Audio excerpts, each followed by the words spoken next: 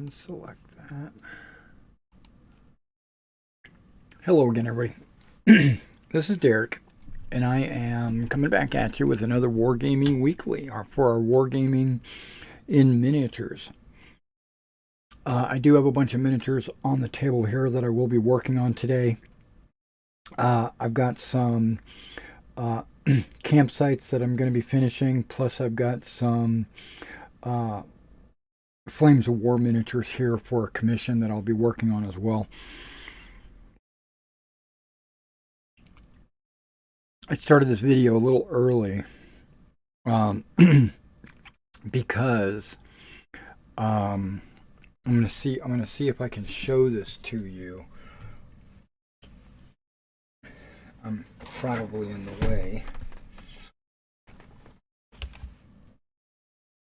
I don't know if you, nope, that's gone just a little bit too far. Okay, I've got this plastic sheet down here. Okay, you can't see it because, let's see if I can. Yeah, there we go. You can see the cracks.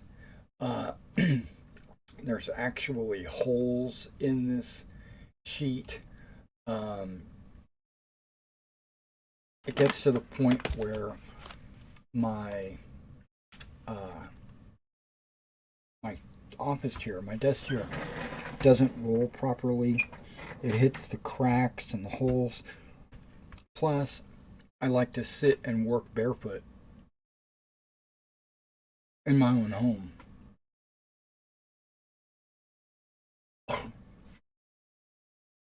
And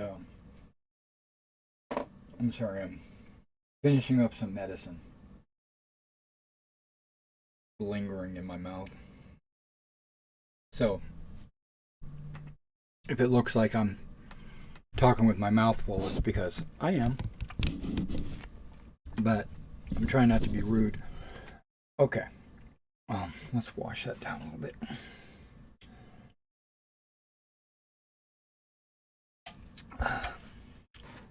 You'll notice that I'm wearing gloves because I'm going to be moving some desks and boxes, and I'll be bringing in a new mat that I have in.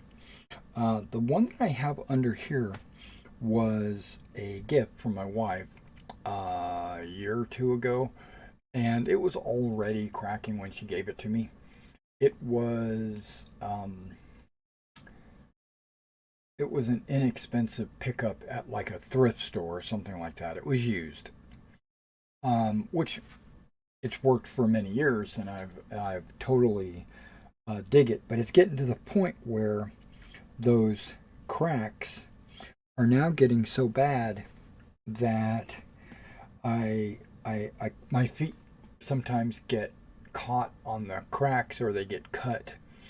And a couple of times I've walked through the house and I've left a trail of blood because it would cut the bottom of my feet,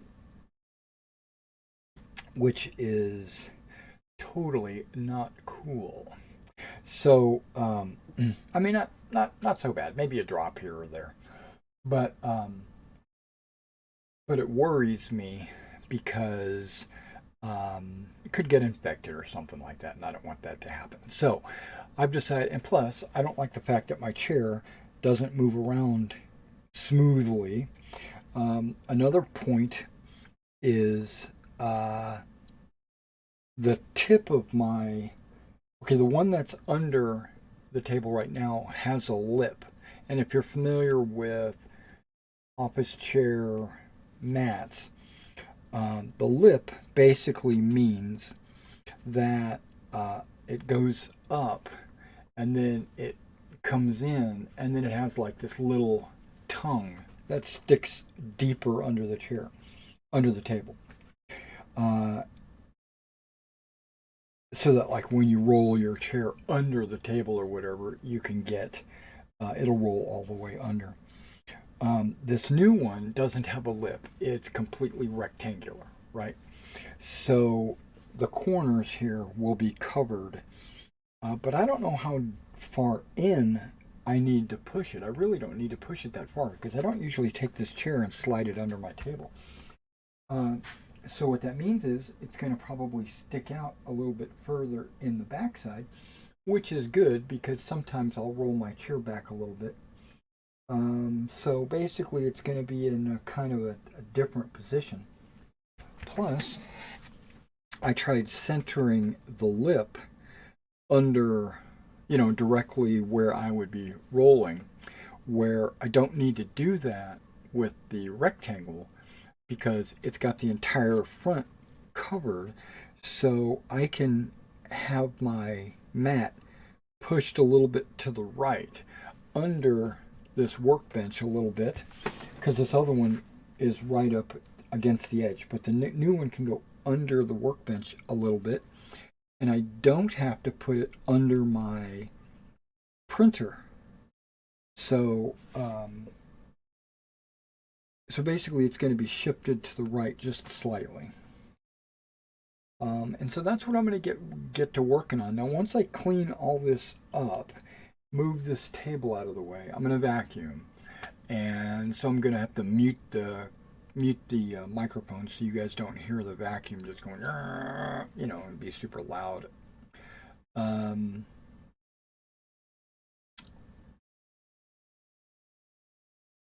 Okay.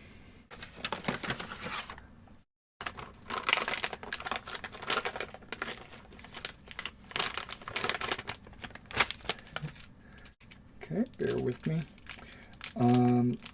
Okay, so I got this floor mat in yesterday, and the instructions say to have it sitting, unroll it in room temperature and let it kind of settle down into room temperature. Well, I did it outside because it was kind of warm yesterday, but now it's getting like really cold outside, and that's why I've decided to go ahead and bring it in. And it's probably still got a little bit of a curve to it, but that should be okay because when I put it under this table, there's going to be a leg there, these two legs, maybe not this side. I might have to put some weights on it or something over on this side, maybe the chair. And when I do I might be crawling underneath this chair to get everything organized and put in the right position. And when I do that, I might bump the table because I'm going to have to lift the table up, maybe with my shoulders as I'm moving things around with my hands. And the camera might move around.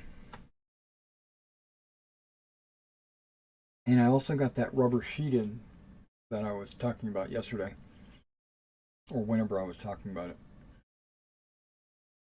I think that rubber is too stiff, right? It's the perfect thickness and texture and everything else, but it's kind of rigid, so that if I was to roll it up, like if I make the coast, because that's what I was going to do, is make a coastline. If I make a coastline on it and then roll it up, it's going to not want to unroll onto the table. It's going to stay rolled. It's very I think it said it was made out of recycled car tires, so it's that kind of rubber.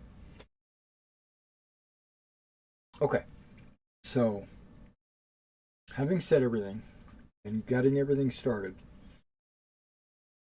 I'm going to start moving this desk around a little bit so that we can get rid of this office chair mat that I've got underneath. And then, yeah.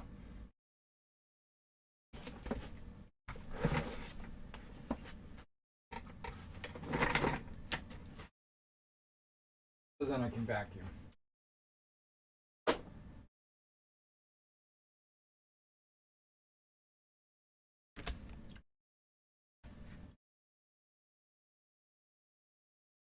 Not good magnification or anything because I've got it set up to Look at the table.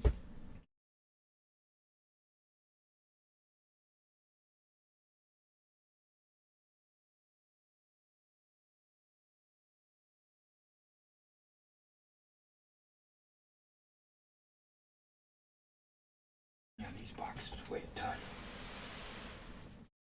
Got a bunch of Old Glory miniatures in their bags. For sale.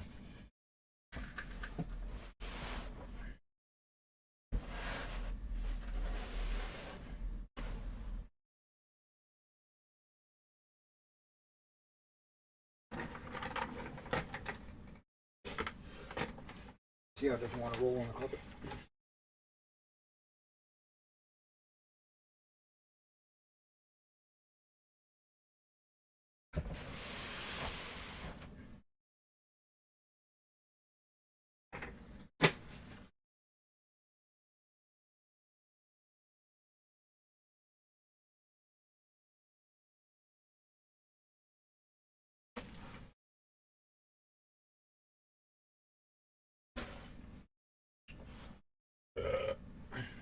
Excuse me.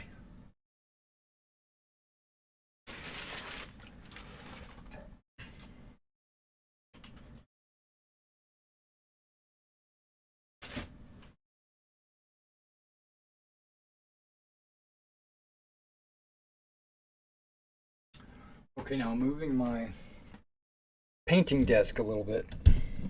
It's going to be a challenge, mainly because I don't want to drop all these paints, which if they fall, that's fine. Basically, I'm going to walk it just slowly.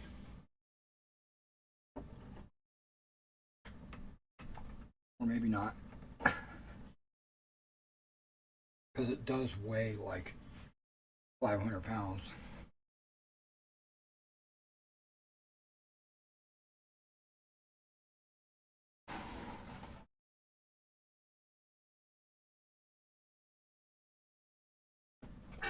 Oh my gosh.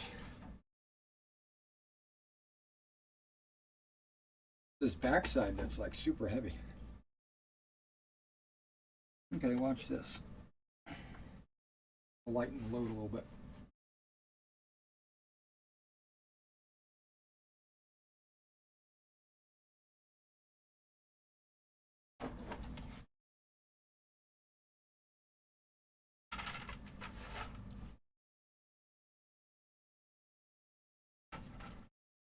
Yeah, you guys signed up to come watch me do a little bit of...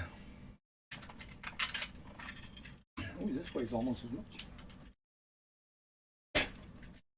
Little house cleaning, housekeeping.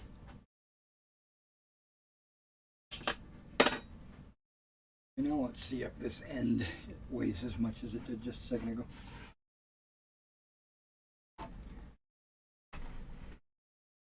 Okay, there we go.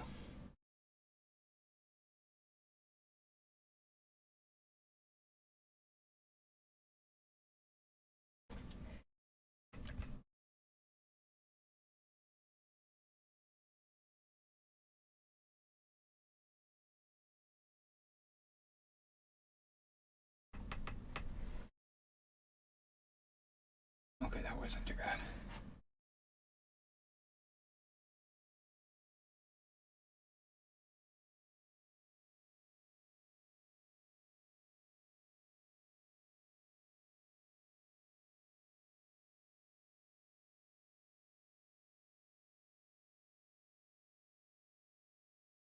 Okay, my hand's getting caught. Okay.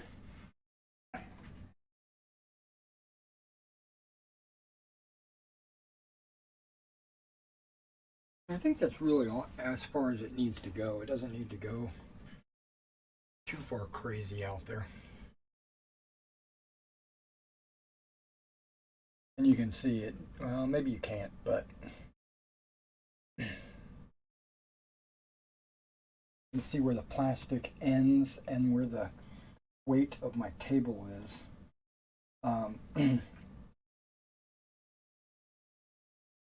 The new one's going to go extend a little bit further under the table. Hopefully. That's the plan, right? Okay, let's see if I can get this one out. It's under my printer table here. On the other side.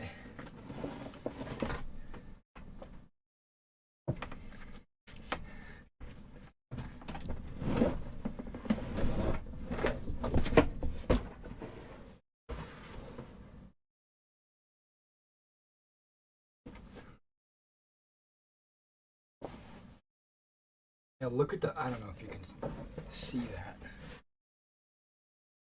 Maybe if I back up a little bit, you'll be able to see it.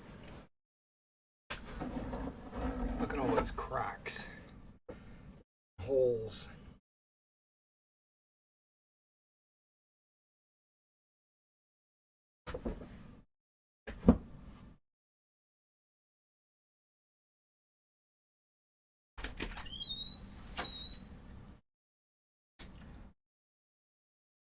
I wonder if there's some use that I could have for this.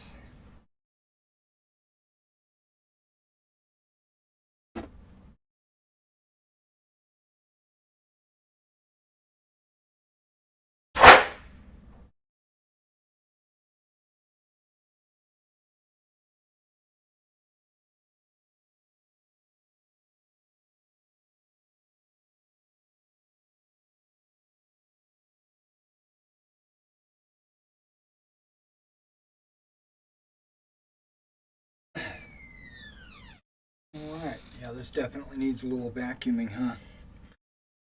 Okay, you can't really see it, but yeah, there's some dirt and stuff. I'm gonna have to go ahead and vacuum that up. I think I want to bring the new one in and no,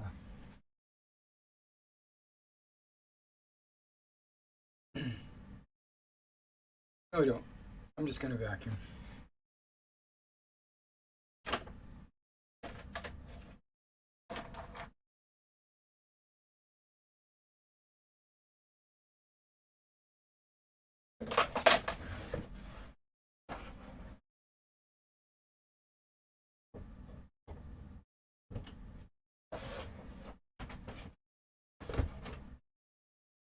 Okay, before I get started, when I plugged this vacuum in, it reminded me of something, some beef that I have. I've got a serious beef with Tennessee. I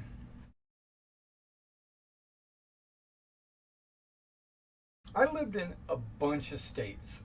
Okay, I've lived in Florida, Oklahoma, Colorado, Louisiana, Hawaii, North Carolina, Alaska, California,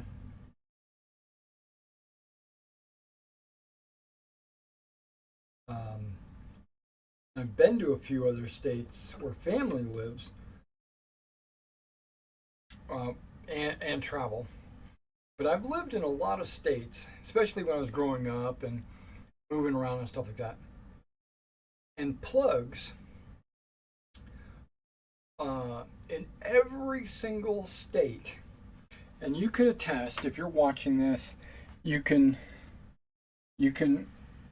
agree, or you know what I'm talking about.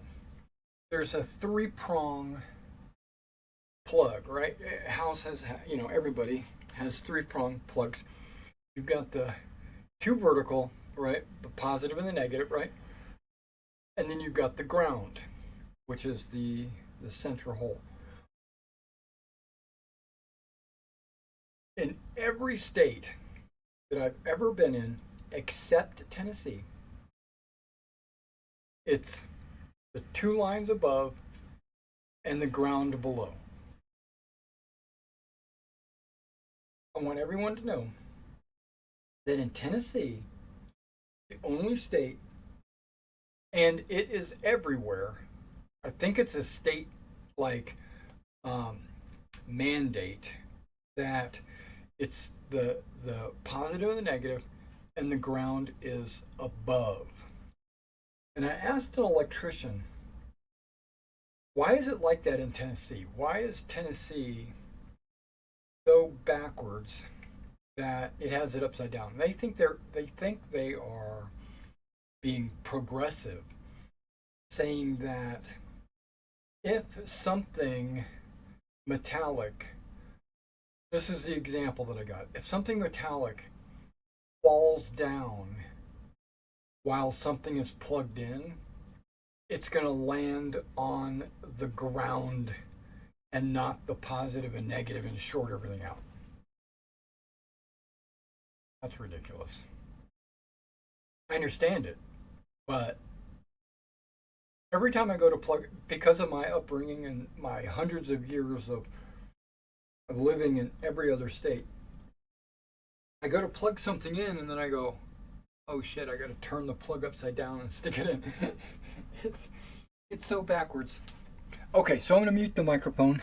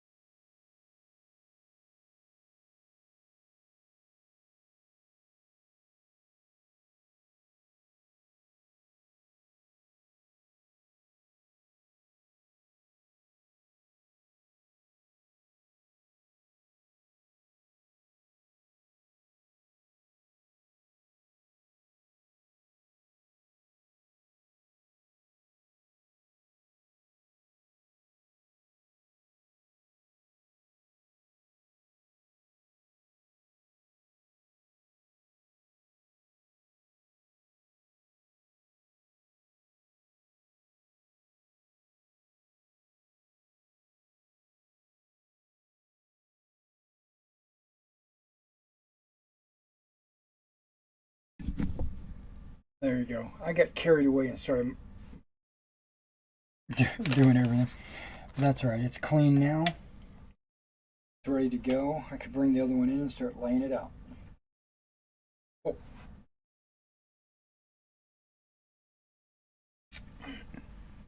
Yeah, I noticed something also when I was outside. Took the old one out there and laid it down. I felt like the old one might have been just a little bit bigger, but it could be a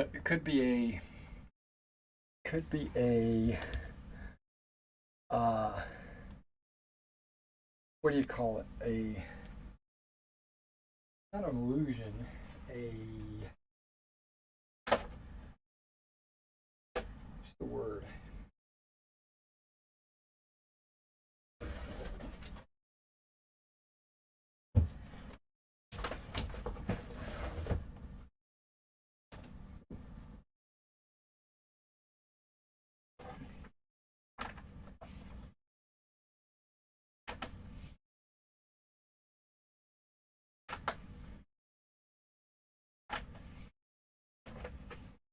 Yeah, I guess it's an illusion.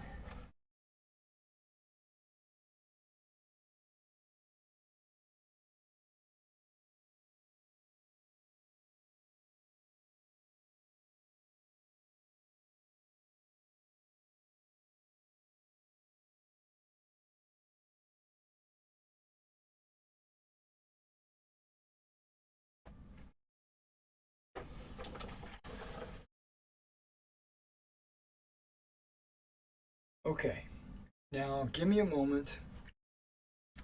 I've got some cinder blocks sitting on the other plastic, and so it's going to take me a second to move those cinder blocks and then bring it in. So just bear with me.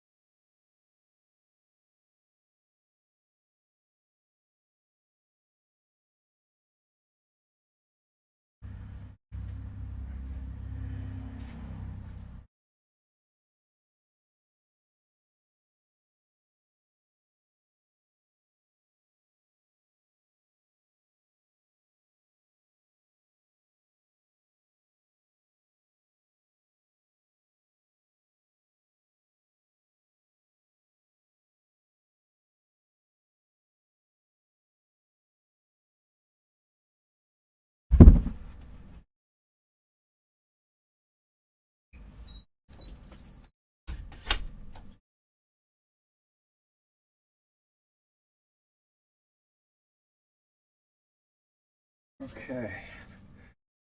You can see the new one, right? Okay. I'm going to take a... Okay, I'm probably not going to use this one.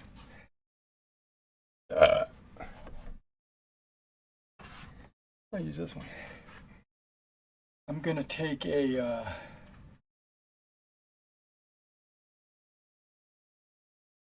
rag.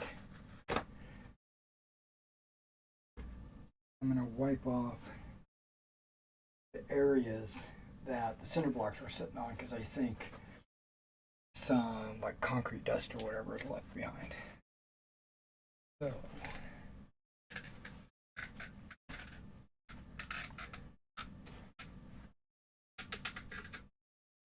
you like watching me crawl around on the floor?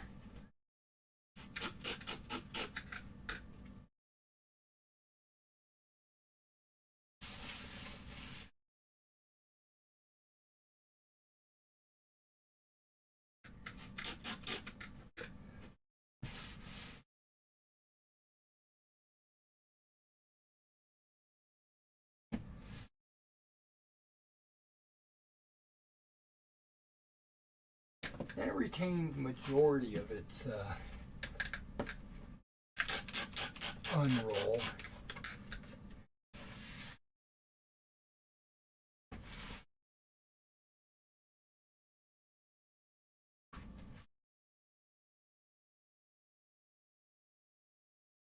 I only had it in the corners.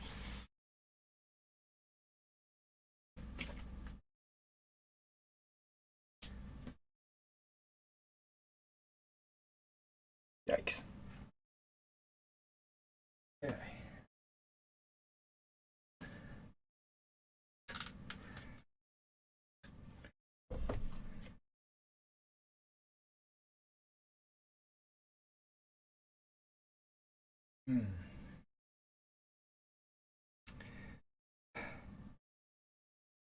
Deciding on where it's going to go is the tricky. Tricky.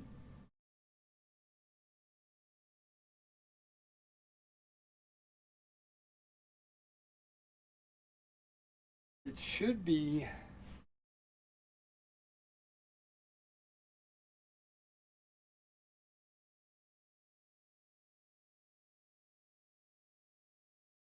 it's supposed to be 53 inches long, right?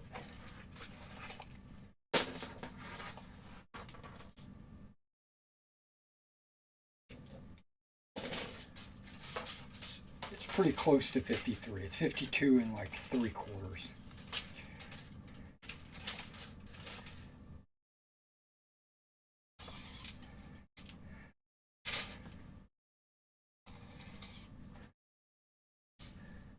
Okay, my last one stopped right here.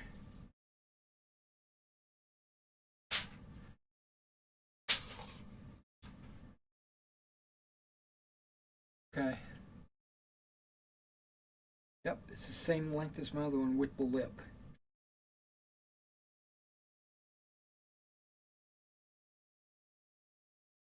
So I could have it stop right there. Or I could pull it back some. I don't know.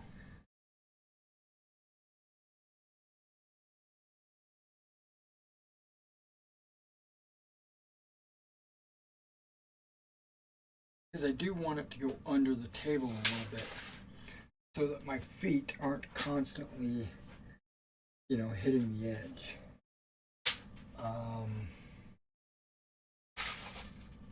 But I think it should be okay. Almost exactly where the other one was. And then it should be like 48 inches wide, right? 45? Okay. That's the difference. It is 3 inches narrower. So it wasn't an illusion. Okay, so if I just butt it up against my printer,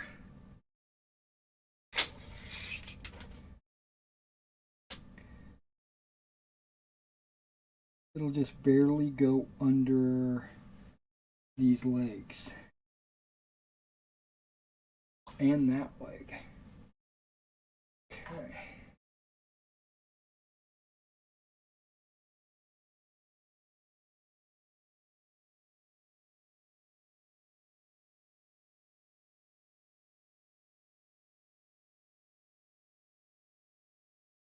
Okay.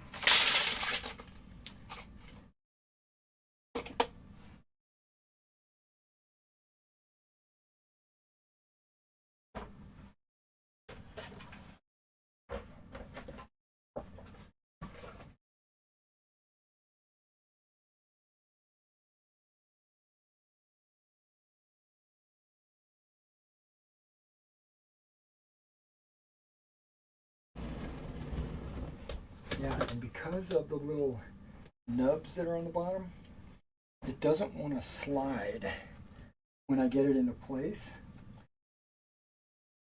It doesn't want to like slide under stuff and things like that. Gotta really work on that.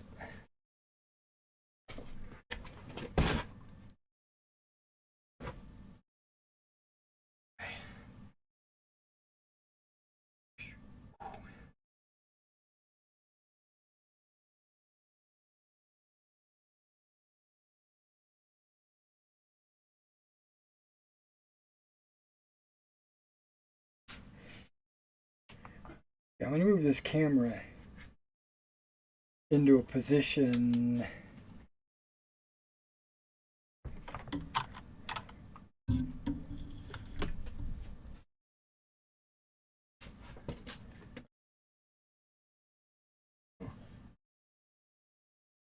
interesting.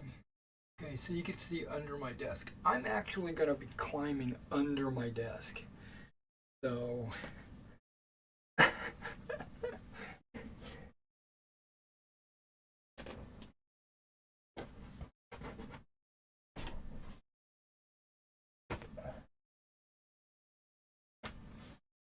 I'm hiding from those evil terrorists.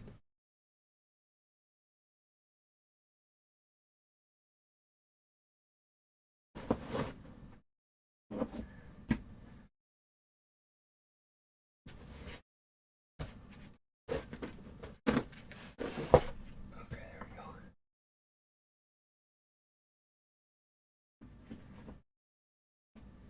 And see, I'm going to be using my back.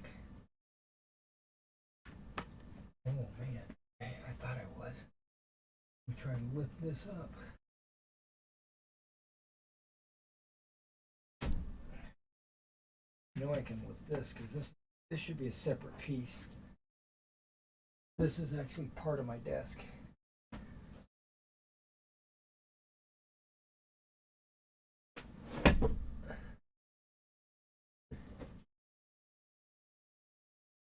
I was going to be able to lift that up.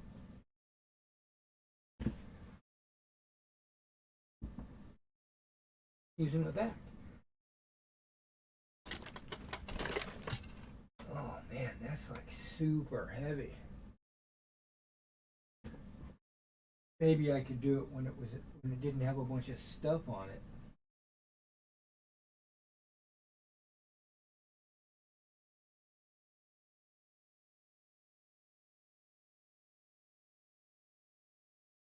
Okay.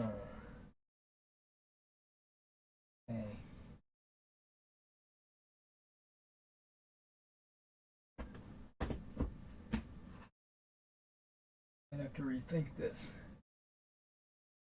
Might be why I had the other one just on the inside of this and not tucked underneath it.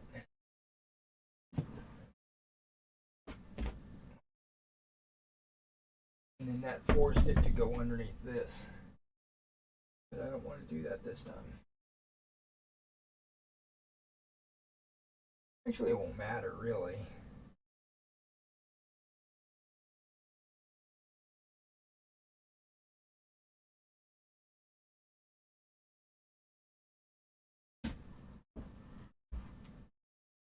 Because I don't want to go through my entire computer desk and completely empty it off.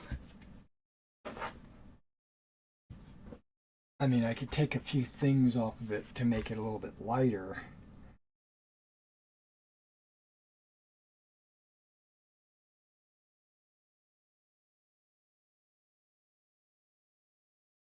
I could get a car jack and jack it up.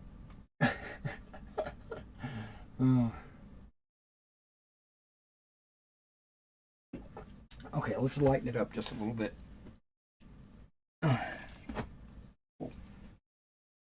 Gloves are like sticky.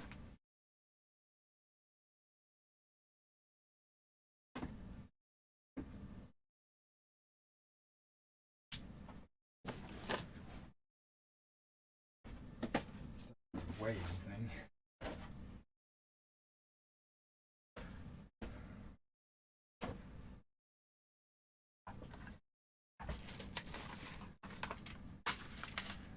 This does weigh something.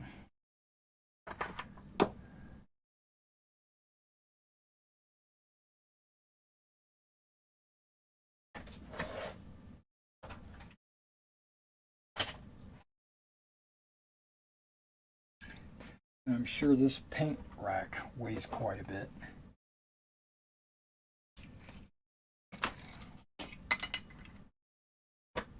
Actually, not that much.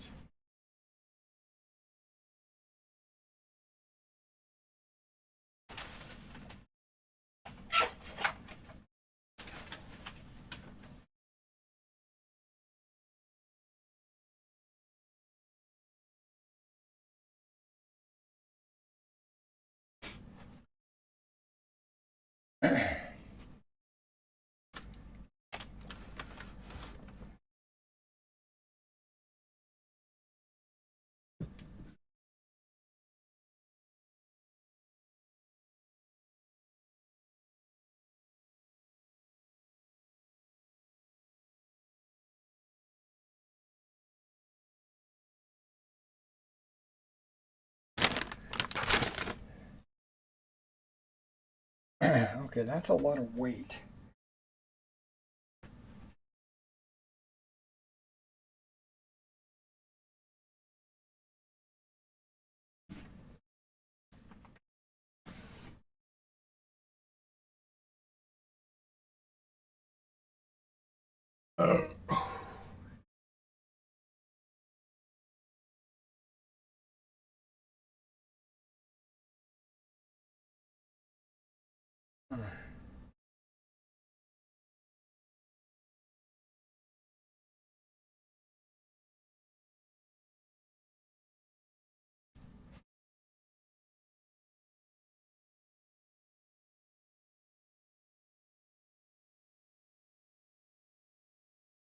I wonder if there's something I can use.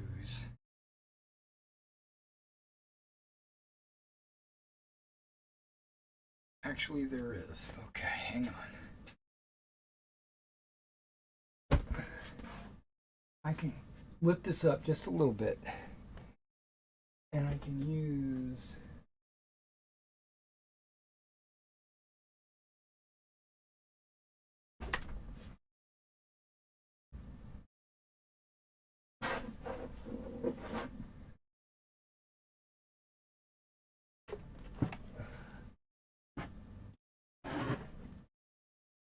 I can use this leg.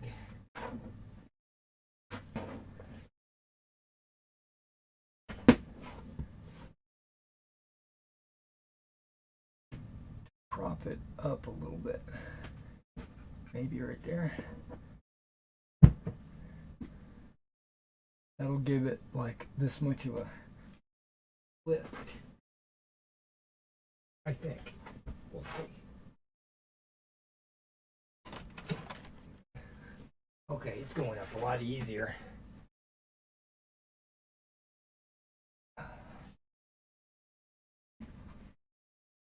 You guys like me crawling around on the ground, don't you? That's high enough.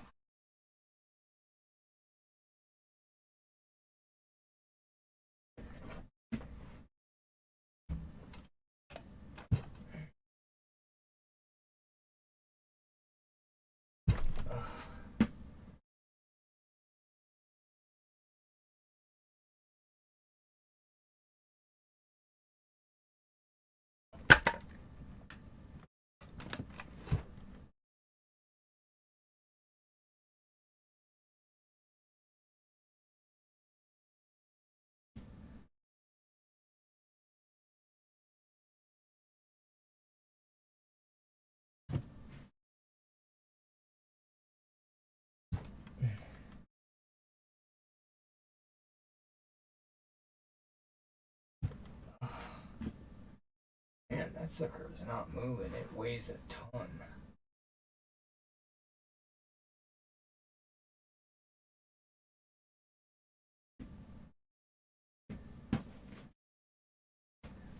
Okay.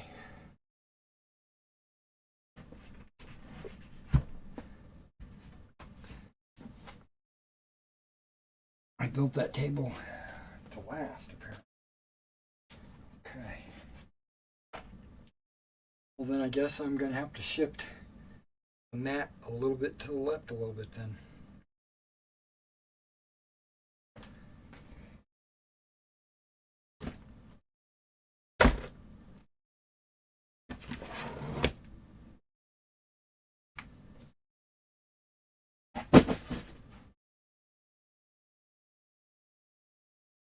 Which means it's going to have to go back under the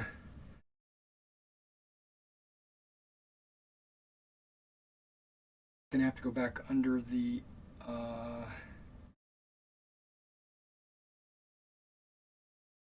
printer.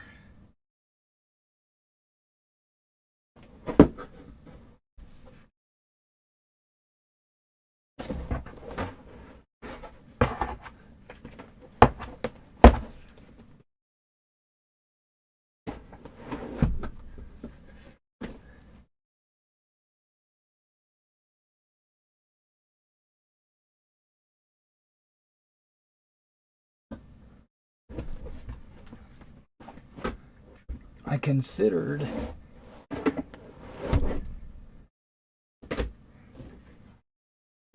considered cutting a little notch out of it so that it would lay right there, right? I could cut it maybe with a box knife.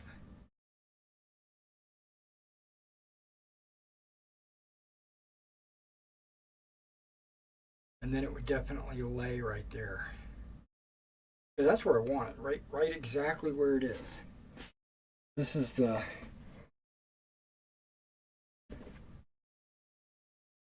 spot.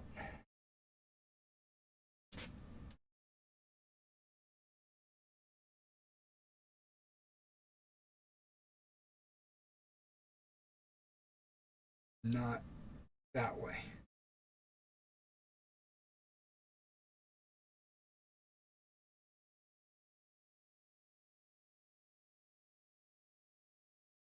Think I should? I don't know. What do you guys think?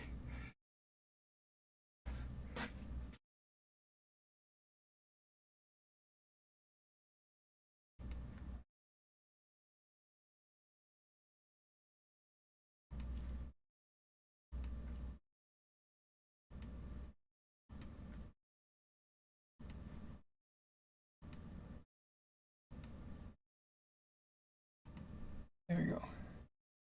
When do you think your Harn campaign will resume? Next Wednesday, actually. I'm going to contact my players probably tonight on Discord. I'll probably drop them a line and see if starting up next week might be a good time. Because I feel like I could do it. I feel like I'm healthy enough. But I'm not sure.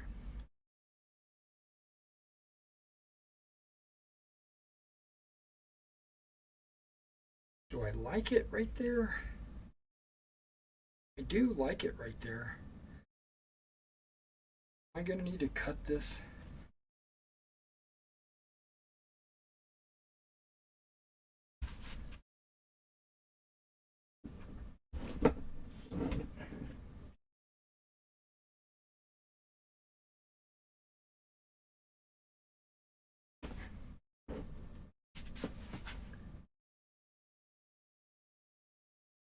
You know what? I'm gonna cut it. I've decided I'm gonna leave it right there, and without lifting it.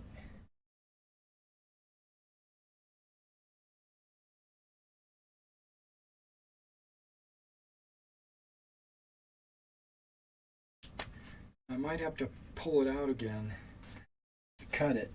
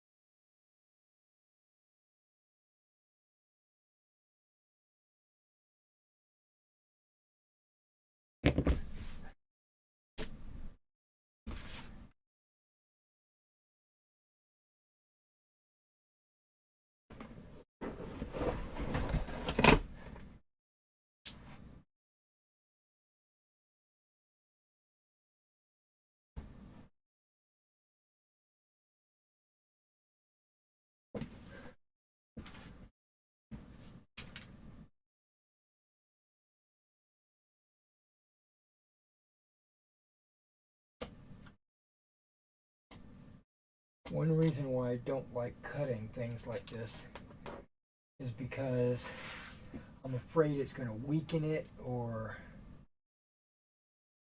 give it an opportunity to crack in the future or something.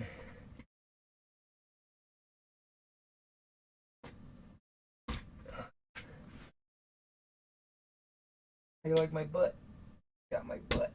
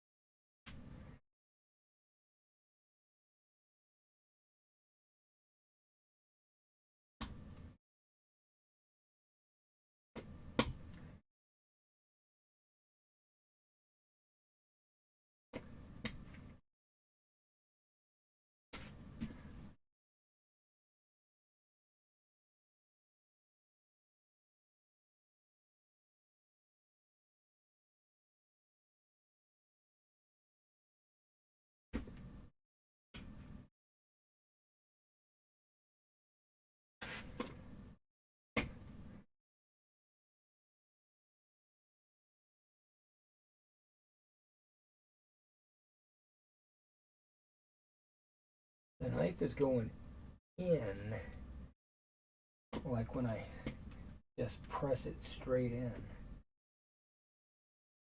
Reminds me of Dune, right? The slow blade cuts.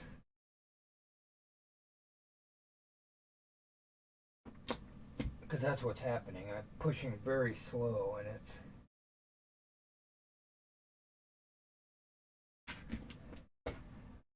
is going in.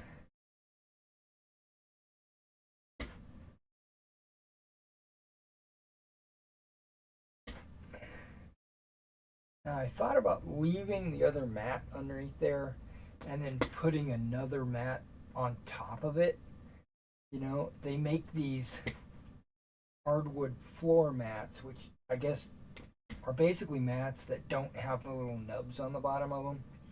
And then it would have sat on the other mat.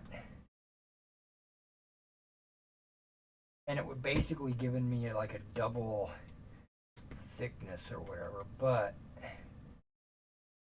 I decided against it. Just go fresh.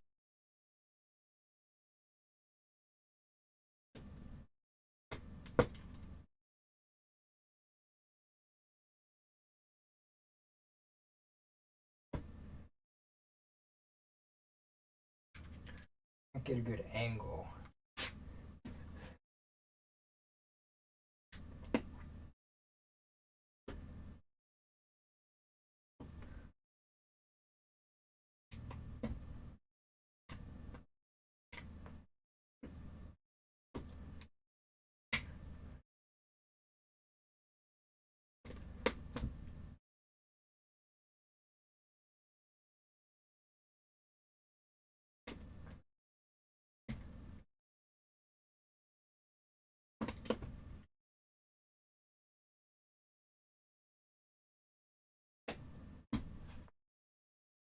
is cutting sideways. Not a good angle.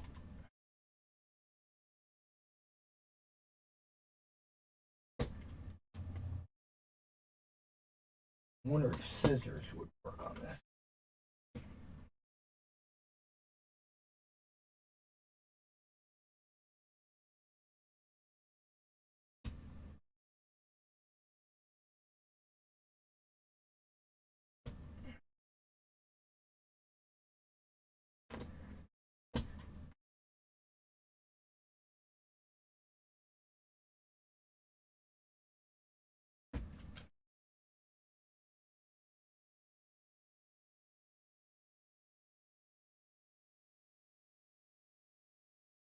Okay.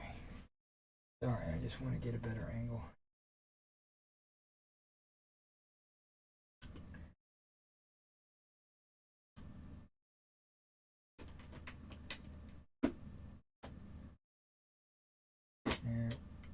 Really?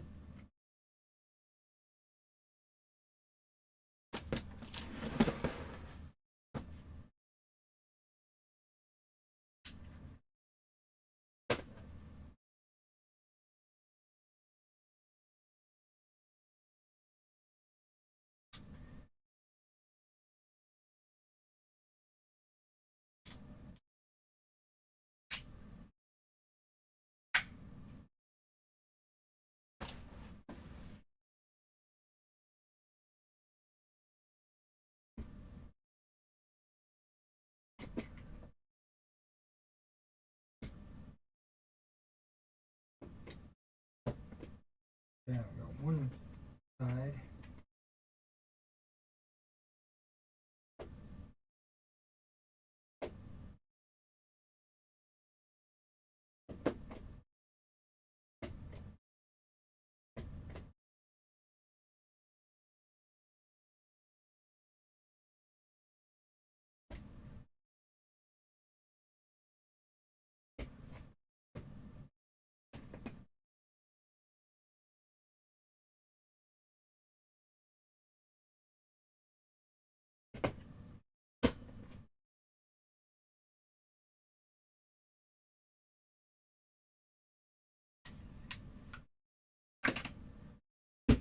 Now let's see if it works.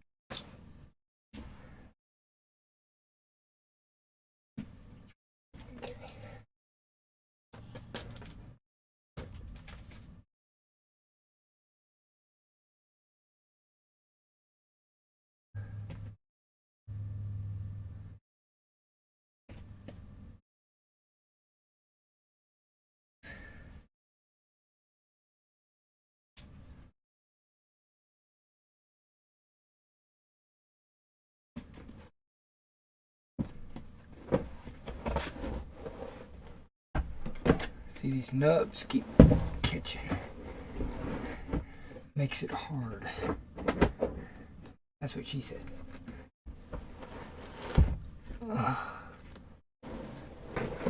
Okay, there we go.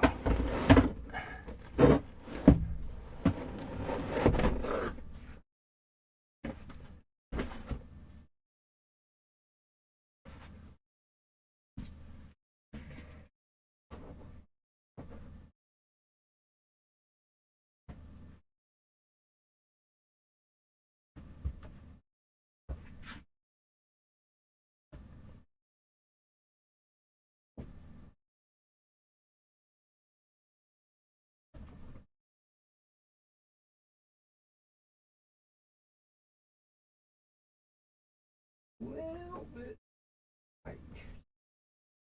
I suppose is okay. But it's making it like bubble up.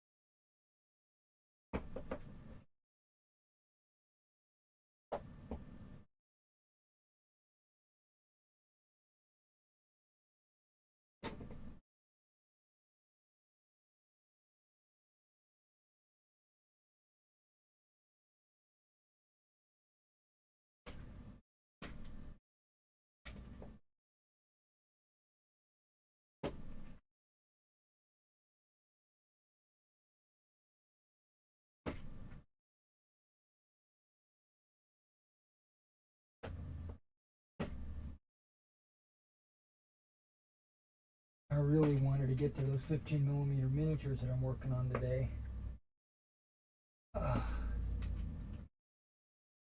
Because I think I'm going to be able to finish my camps.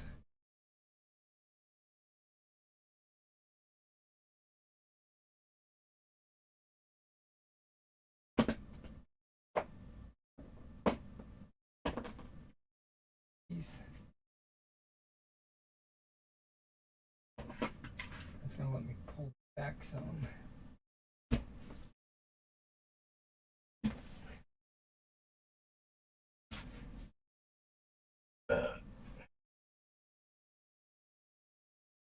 Oh, gas. There we go.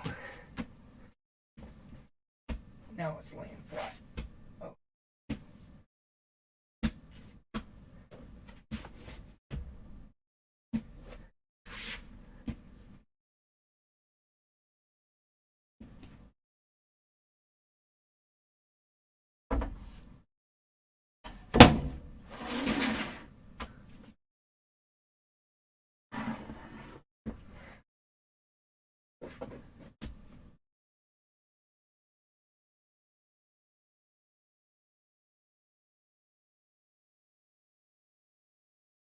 Oh.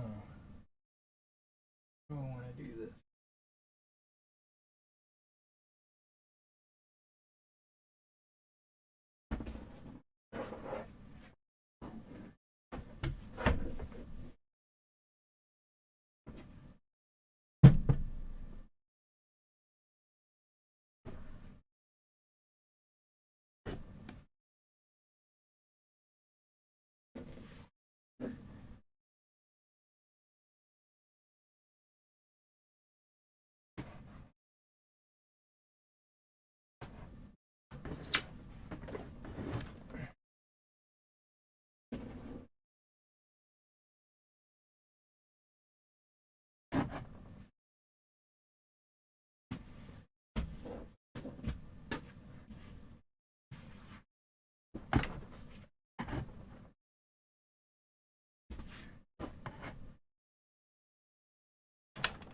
Okay, there we go.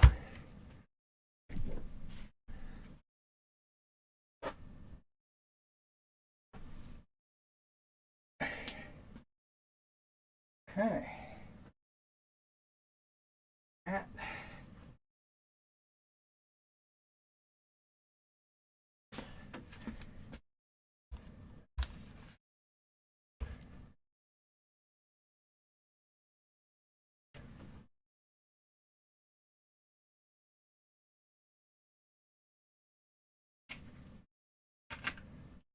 Now this has got to go back into position.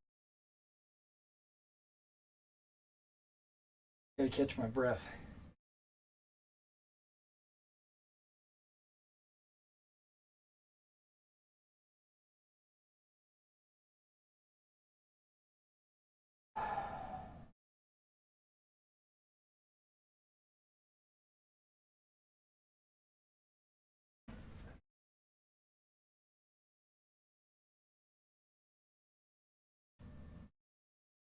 You've been missing that. Watch all the episodes twice. Oh, okay. Yeah, unfortunately, or fortunately, whatever, I have not done like a behind the scenes video or videos. There is a lot of stuff going on in my head. Mainly because I wrote this campaign, and I've got a bunch of things, a bunch of parts, I should say, moving around in the background that the players don't know anything about. And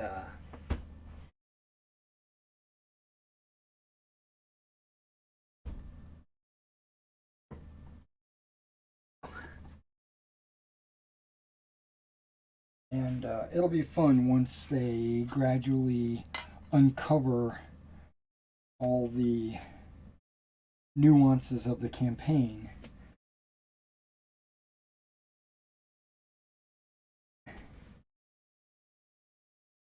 But I want to. Oh, okay, that went on there like right away. I want to tell people like what's going on, but I'm afraid that a player might watch and then it would be spoilery, and I don't want to spoil anything for the players. You know what I mean?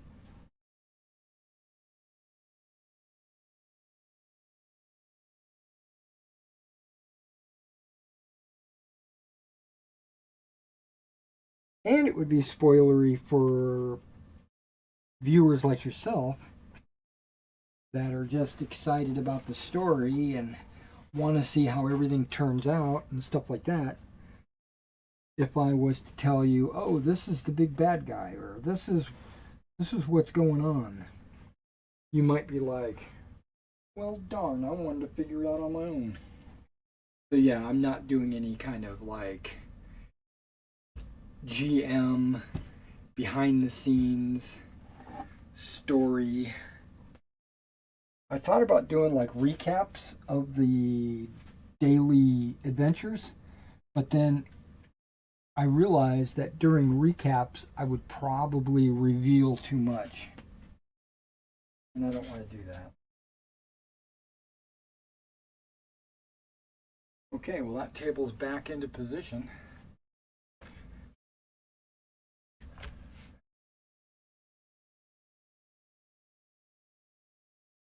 And you can see it's sitting on top of the plastique. And it's not under my printer table, it's just butted up against it.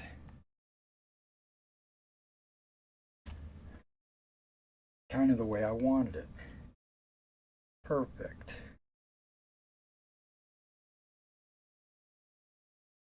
And now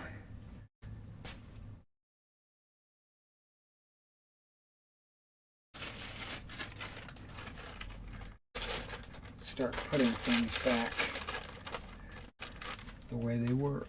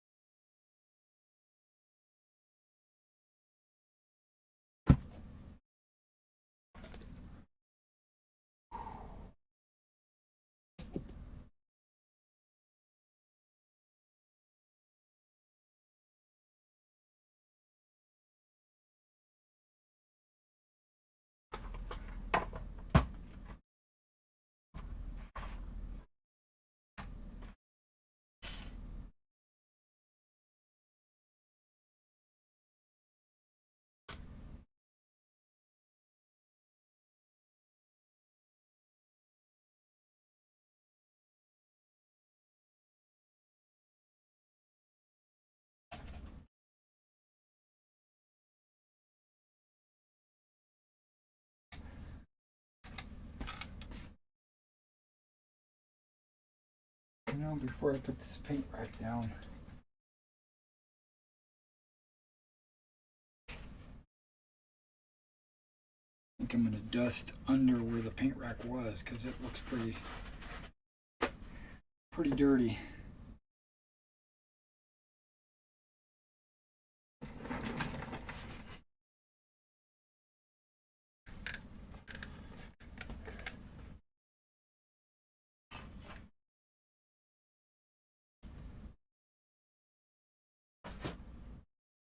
Yeah.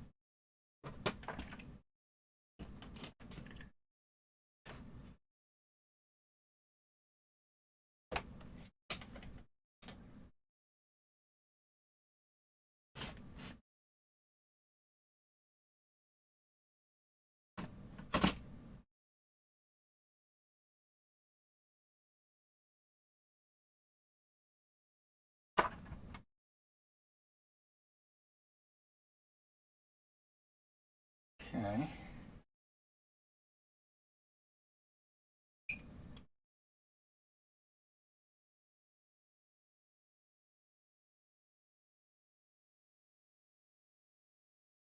My lazy Susan. I think that's what you call it, right?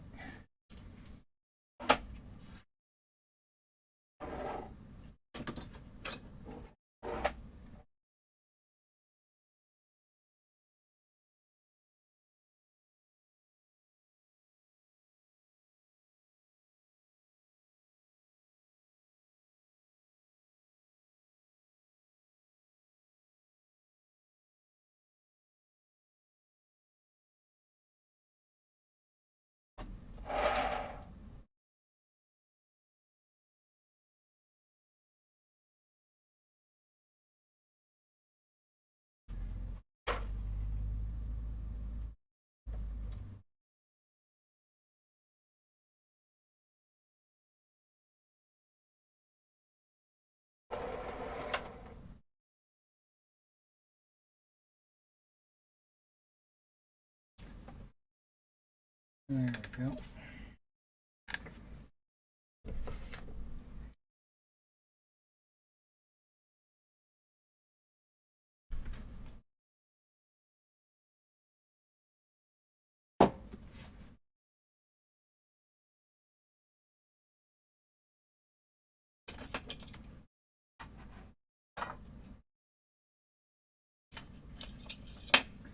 These are the brushes that I use when I wash my figures. Soap and water.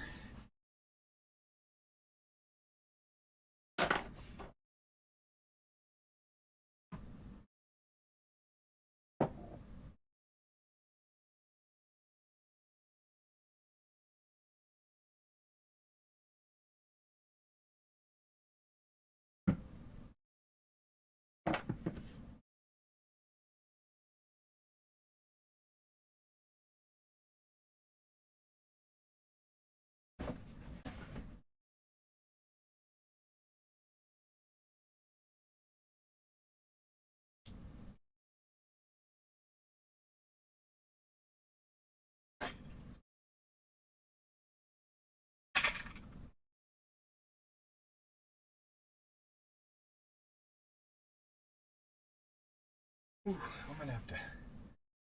Something's going on with my stomach.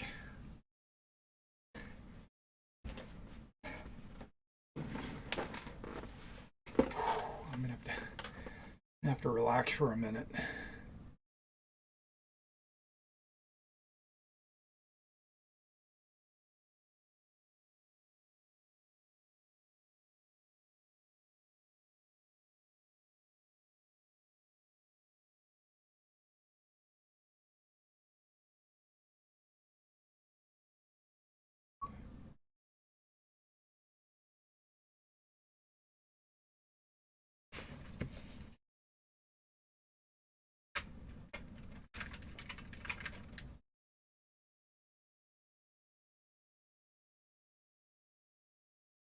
Oh, I'm gonna be using that one.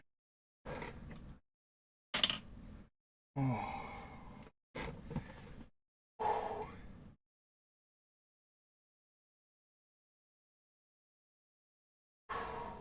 As you can tell, I'm not fully recovered.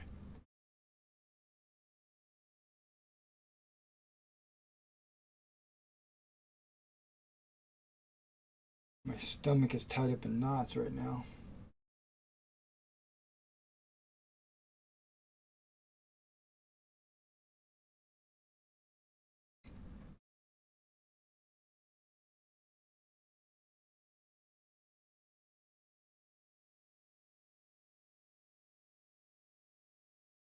Even if I don't finish these Flames War figures today, I should have them finished by this weekend, I think. It's only a few more days. I probably have them done by tomorrow, actually, because I'm going to work on them pretty much all day today and tomorrow if I don't finish them. Probably have to do the basing tomorrow because I'm going to finish painting them and then I'm going to wash them. And I don't like doing basing before I wash. I considered, like on these camps, I considered putting the basing material down at some midpoint while I was painting them. And then I thought about it and I said, no, because once I'm done painting them, I'm going to wash them. And then at that point, I don't want that wash dripping onto the basing material. So I held off. And those are all washed. They still need their flat coat or their matte varnish. They still need that. But that can go on after the basing material because I don't mind if the flat drips onto the dirt because, that's fine.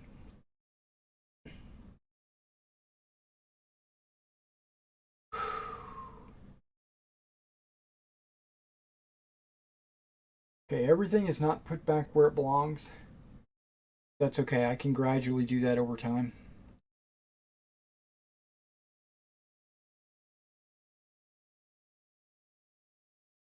Now I've got some, as you know, I've been using these little rubber finger covers to protect my fingers from, really to protect any band-aids that I've got on my fingers. I put those rubber covers on to protect the band-aids so the band-aids don't get peeled off or, get dirty or whatever. And so over the last few weeks, I've been losing them. They've been falling off my fingers, sliding off, or whatever. So they're disappearing. I have no idea where they're at. I've only got a few left. And they're the pinky ones or the thumb ones. I don't have any of the finger ones. And so what I've done was I put a thumb one over the band-aid, but it keeps sliding off like I'll reach for the mouse and it'll go flying or something. So I'm wearing gloves, well, to protect my hands from what I was doing today, but also to hold those plastic pieces in place so they don't come off. So it's like triple layered. Band-aid, plastic piece, glove. Well, I've got some new ones coming in today, which are, they look like they're knit fabric, but uh, they claim to be cut resistant. And the video shows the guy taking like a box knife and trying to cut through it, and he couldn't. Um, but they're also kind of rubbery, but they're also knit. So hopefully, if they might already be in by now, uh, if then I'll be able to take the glove off and the plastic piece off and just slide it over the band-aid. And if they're comfortable and if they do what they say they do, then I might be able to use them when I'm working on my models. Like when I'm X-Acto knifing flash or cutting figures off of sprues or whatever, I can wear those to protect my fingers from the X-Acto knife. Because I've cut my fingers a number of times previously, like a month ago. Every one of these fingers on this hand, or was it this hand? This hand, my right hand, every one of these fingers had a blister on it. I don't know where the blister came from. I suspect it came from wrapping figures in bubble wrap.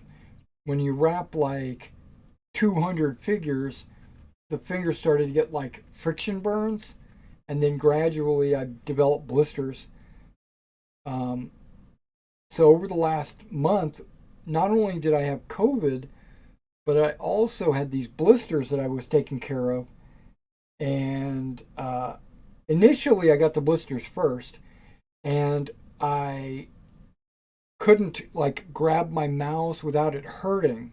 So I canceled a harm game. And then immediately after that, I got COVID. And then, and that bedrid me for a long time. I couldn't even get out of bed to come over to the computer to type in and say, hey guys, I'm still alive, or anything. Um, but COVID's pretty much gone. As you can see, I still got a little bit of short of breath. I mean, this should have been easy. I should have been able to do this and be done with it.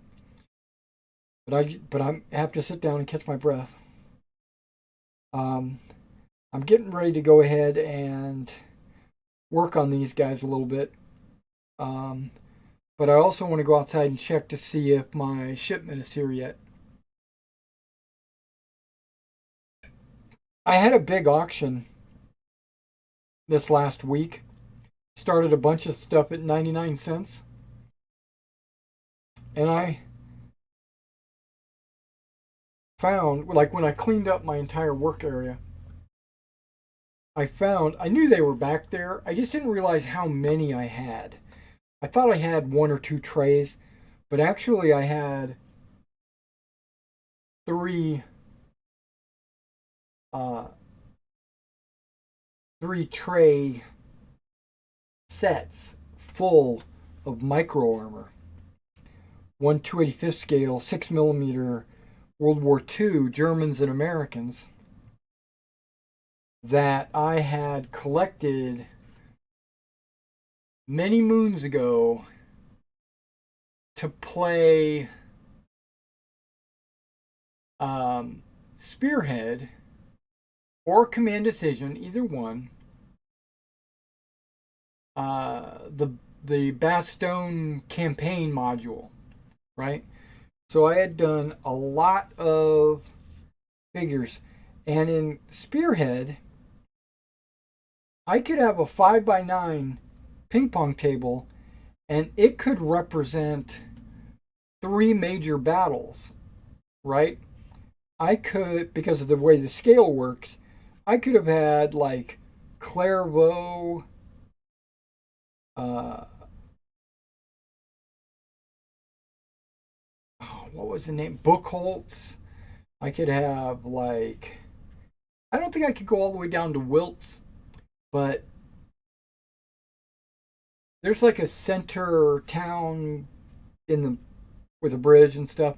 But there was a lot of battles that could have been taking place on one table.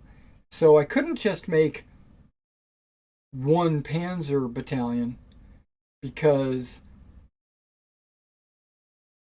there was like the 2nd Panzer Division in the north, then there was Panzer Lehr following up, and then there was the 26th Panzer Grenadier Division in the south. So I needed to make like Panzer Grenadier battalions with half tracks. I needed to make Panther battalions, Panzer IV battalions, Stug battalions, anti-tank gun battalions. So I had hundreds, literally hundreds of micro armor models, and I broke them down into, we'll call them battle groups or combat commands for the Americans, and put them up on eBay, and I wound up having like 9 of them or something like that, 9 separate bundles, and they all sold in 1 week. Every one of them. So I still have to box up and ship some that just got paid for. But I can do that tonight, and it can go out tomorrow. But I also had like trees and hedges and roads and walls and all different kinds of stuff like that in 28 millimeter. Just so you know, I pretty much, I still have some 1/285 scale buildings. I probably should put them up, but I don't know. I've only got like 2 or 3 left. I've decided to pretty much 99% abandon my 28 millimeter collection and my 6 millimeter collection and my 10 millimeter Napoleonics that I had collected. I've already sold those. I'm sticking with 15 millimeter. I'm doing 15 millimeter World War II, just like these guys right here on the table. I'm doing, because the tanks look perfect in 15 millimeter, and infantry looks excellent in 15 millimeter. I don't need any 28 millimeter monster tank taking up, if I had all the tanks that I have right now in 15 millimeter, if I had every single one of those in 28 millimeter, I would be up to my chin in 28 millimeter tanks. Plus, you can't play the type of battles that I like to play in 28 millimeter. 28 millimeter is more of a platoon scale where you got a platoon against a platoon. If you went with a company, you're really stretching what 28 millimeter can do on the table. There's no maneuvering. You're pretty much packed in. But I prefer company or higher, like maybe even battalion level games. That's why I had 6 millimeter, because I liked big, massive, regiment on regiment type battles. You can't do that in 28 millimeter. You can, but you would need multiple players. Plus, you would need a huge play area, like a gym floor, or like a basketball floor or something. But me, I just like playing on my own little table in the house, and 15 millimeter works perfect for that. It's a good compromise between massive regimental battles and the little bitty platoon battles. It's a good company or battalion level, right? So and that's where I like to live, is the battalion level, company or battalion level. Um, so I'm getting rid of all of my 28 millimeters. I'm still going to paint and sell 28 millimeter models because they are so popular, right? Bolt Action's a great game. I like Bolt Action. It's fun. It's just the problem with Bolt Action, and it's not really a problem. It's just me. It's my hang up. The scale is the tactical level is too small.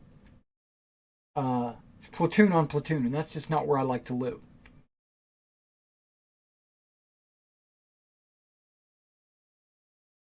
So, but there are a lot of players that like that Warhammer-esque scale, right? Warhammer 40K, platoon on platoon. You know, I've got a bunch of squads, you've got a bunch of squads, we go at it. Okay, that's fun. It is fun. I like playing those games. I just prefer larger battles. So, because my resources or my finances are not infinite, even though I like to think they are, they're not. I needed to focus a little bit. So 15 millimeter World War II. Ancients, right? I don't like playing with 3 or 4 Macedonian phalanxes on the table in 28 millimeter. They look great and they move around really good, but the table's not big enough and the battles are not big enough. I like big butts, and I cannot lie. No, that's not true. I don't like big butts, but I like visualizing an entire battle, not just a part of the battle.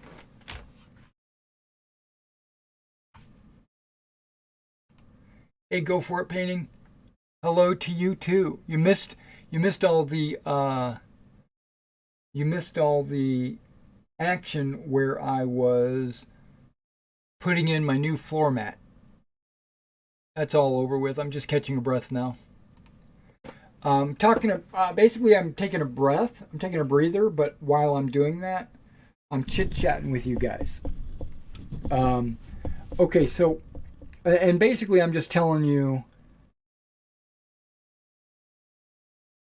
my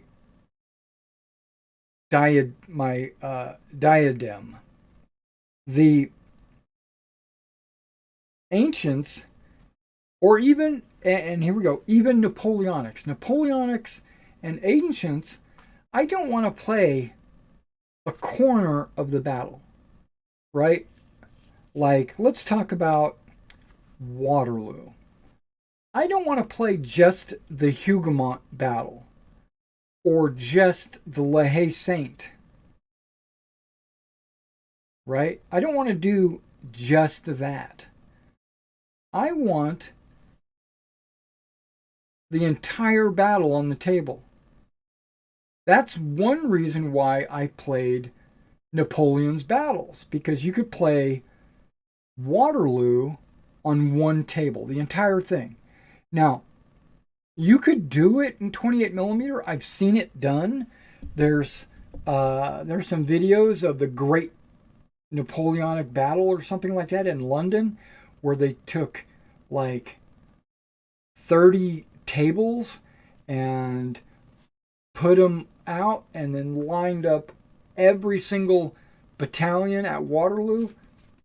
And I was even putting together every single battle or every single battalion for Waterloo in 28 millimeter. But there's just no way that, I mean, it kept me entertained, but there's just no way I could store every single battalion, for one thing. And there's just no way to put them on the table.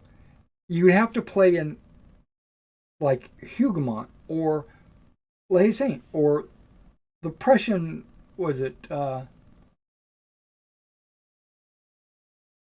Papillot or something like that, right? Plans Noir. So you would have to play portions of the battle in 28 millimeter, and I hate that. I hate that. Same thing with my ancients.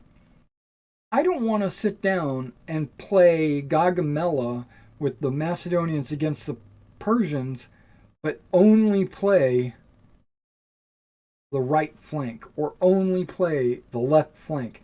And that's all you can do, or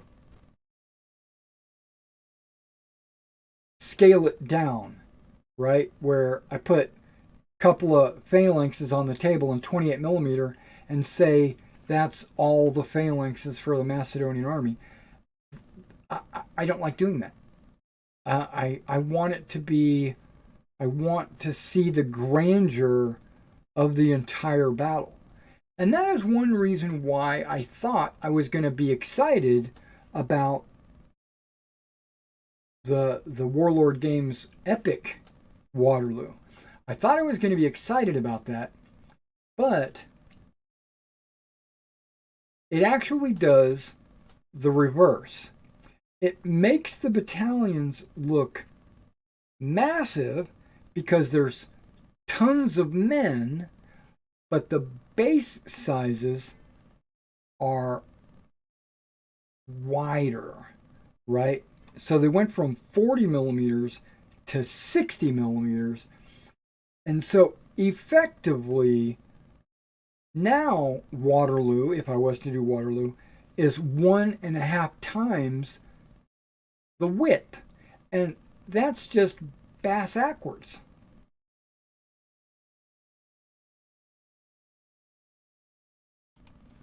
Hey, he hit the thumbs up. Thanks, man. Thanks. Go for it. Um,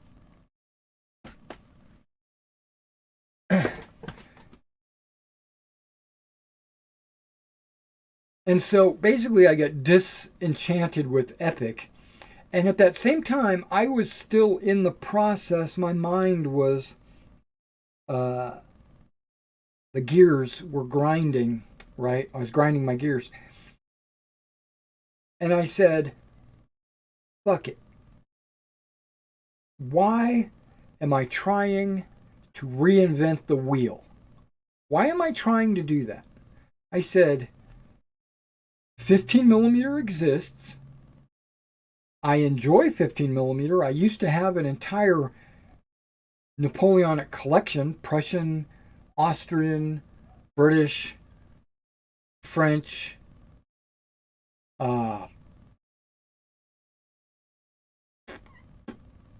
and all the allies. I used to have all of it. I hear the mail running right now. I might run out and go get it. But that's not what I'm looking for in my fingertips. Those are coming by Amazon, I think. But and Amazon usually runs by now, so I don't know. I'll go out and check. But uh, so I said, hell with it. I'll just go back to 15 millimeter. I already had a bunch of 15 millimeter leftovers from my previous Napoleon's battles career. So I decided to just go ahead and go back to 15 millimeter. And so I'm doing 15 millimeter in everything. I've pretty much given up on 28 millimeter and 6 millimeter. And when I sold all my 6 millimeter, I was very impressed that, well, I was selling it for way cheaper than you could buy it new, but some of it was not painted, some of it was just primed. So whoever's getting it, he's getting a great deal. Well, there's multiple people that got different sets because I had like 9 of them. Well, like one guy got 6, another guy got like 4. Okay, I must have had more than 9 because one guy got 6, another guy got 4, another guy got 1. So I must have had at least 11 sets. I don't remember exactly how many I had. But they only bid like maybe $10 for a battle group that I was selling. And if you were to take the figures and mark them retail, a battle group, I would have had like 30 tanks. That would have been at least like maybe well over $100, right? Because of the infantry and the artillery and the tanks and the trucks and everything else. So each little lot was well over $100 retail, but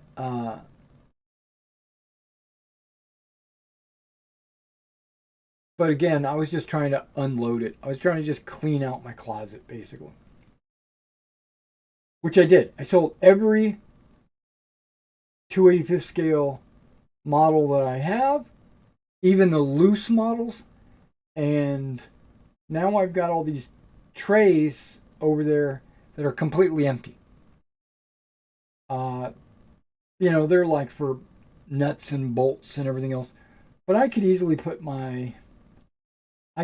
like Old Glory miniatures in those, or World War II miniatures. I could do whatever. But right now they're just sitting empty, and they're going to stay empty for a while. Because I've got tubs with all my World War II models in it.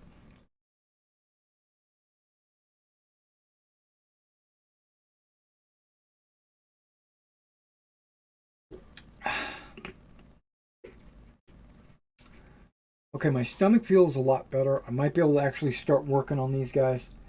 Let's go ahead and do that. But before I do that, what I'm going to do is I'm going to run outside and I'm going to check to see if Amazon showed up. And I mean, I could check online right now to see if they have. But I also heard the mail, but it might have been going the other way. So just give me a second. I'll be right back.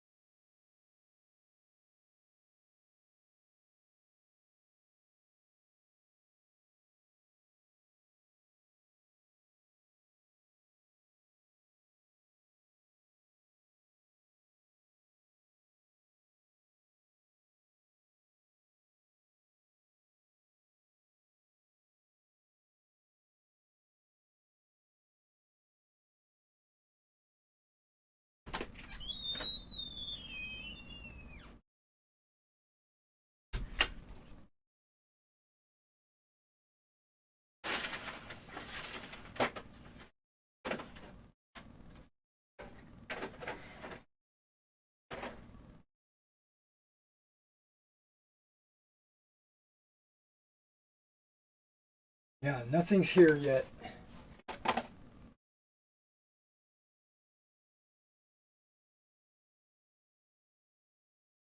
I'm grabbing my texture paste.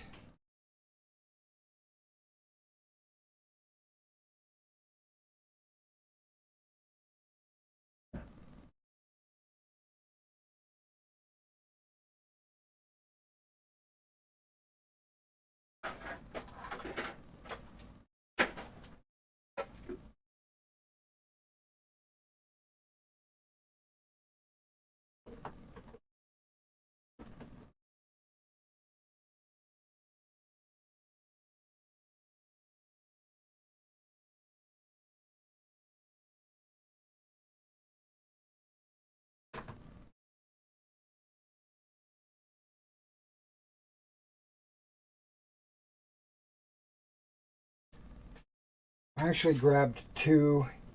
My medium, which is the one I love the best. I use it on everything. But I also grabbed my light earth. because I plan to do the Greeks in Light Earth. Not all my Greeks, just the campsite. I gotta move some boxes around.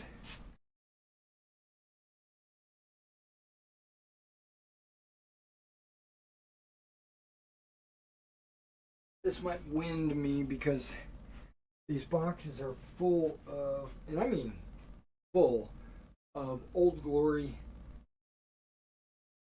miniatures in bags, like for sale. And this is probably like 50 pounds.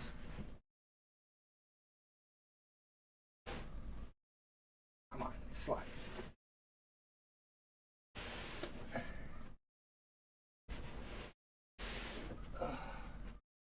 Probably more than that.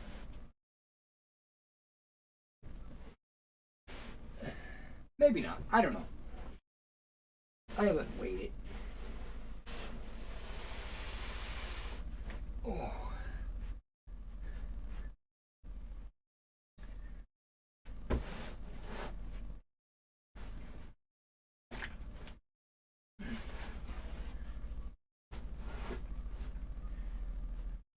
There we go.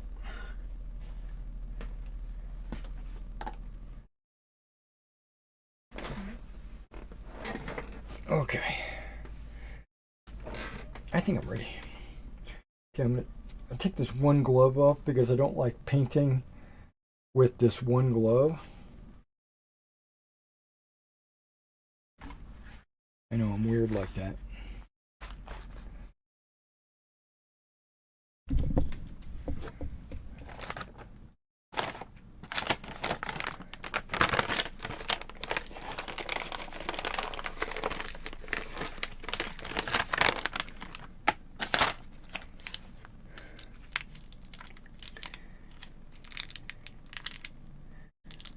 Okay, bear with me. I'm digging out I don't know if you can see that, ginger chew.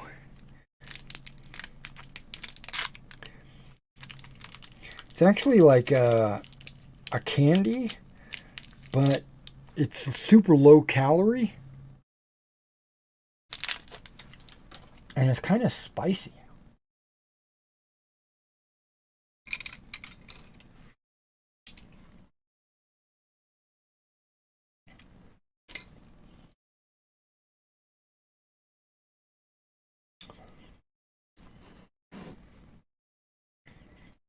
Okay.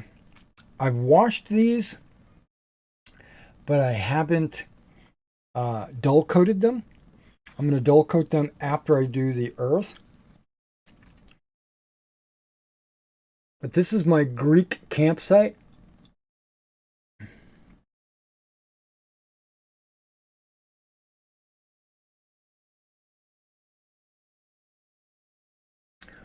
Got the fire going.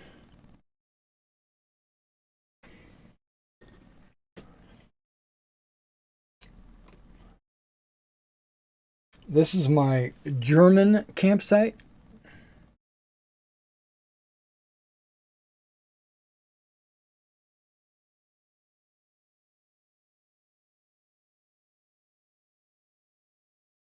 Got the pigs and stuff going on.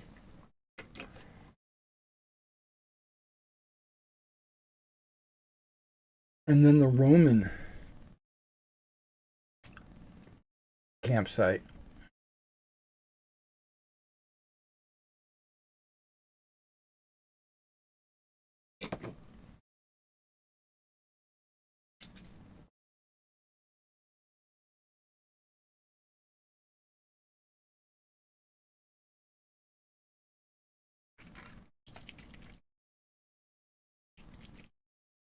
Okay, it sounds like it's still got a little bit of liquid inside,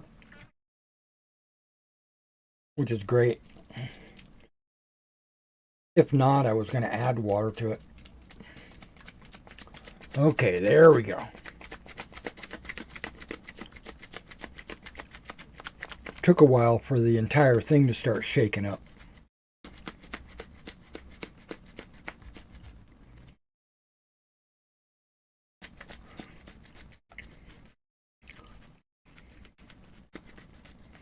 I could take a stir and stir it, but I don't want to do that.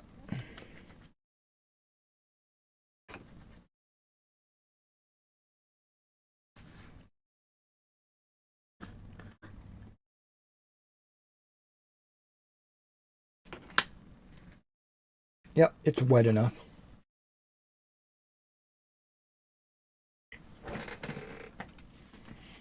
And this is only going to be for the Greek one.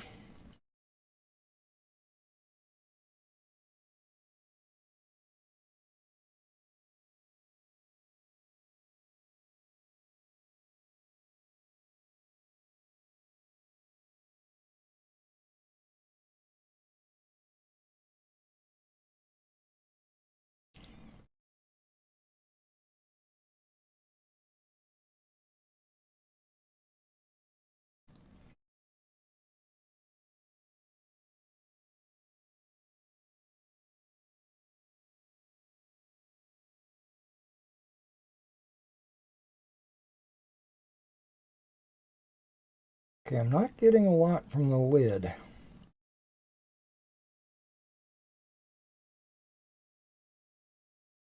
But that's okay.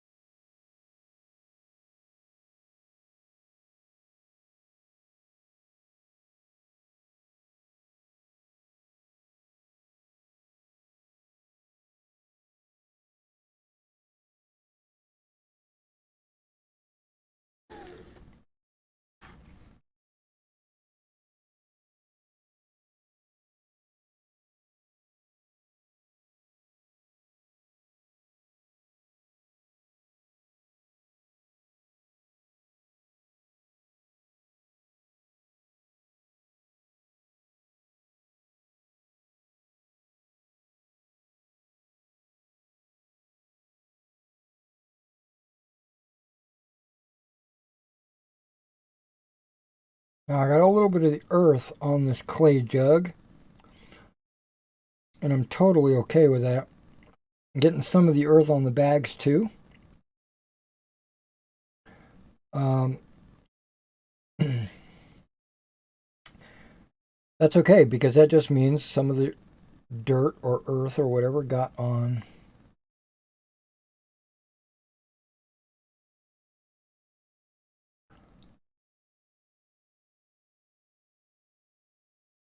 the jug or got on the bag. Same thing with boots and stuff like that. I don't, when I'm texturing a base and I've got a figure on there and I accidentally hit the boot, that's okay because that just means he's got some dirt on his shoes. It's like he's walking on it or whatever.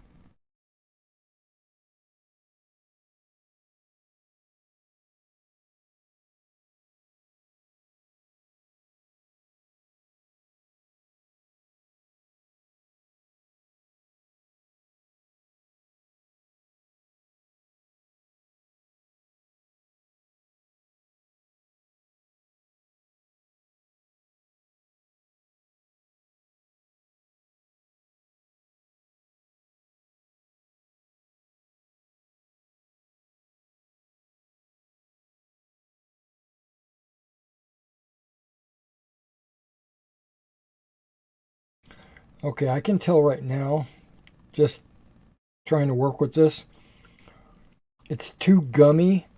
It needs a little bit of water.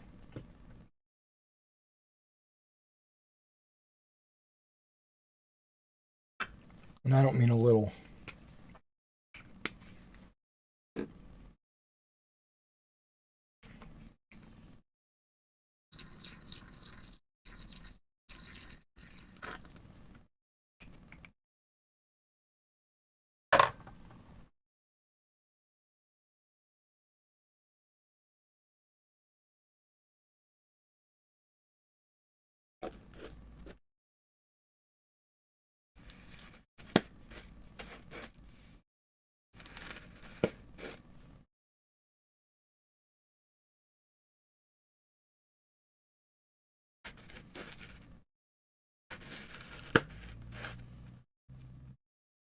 Whoa, whoa, whoa, what's going on?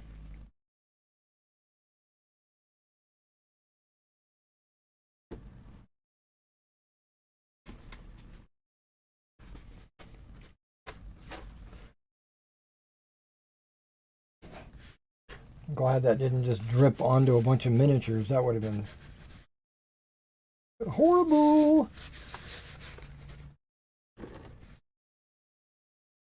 Yeah, this thing doesn't want to close for some reason.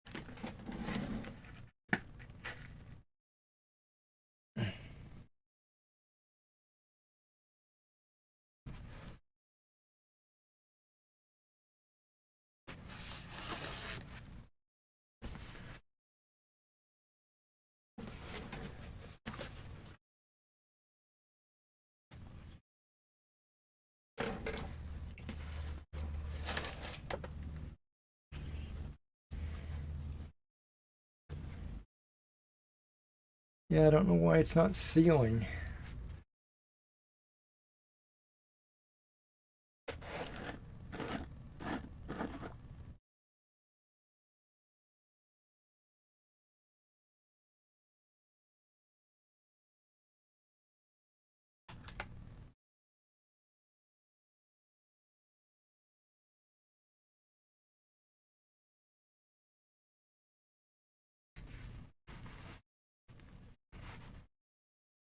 Let's clean the threads,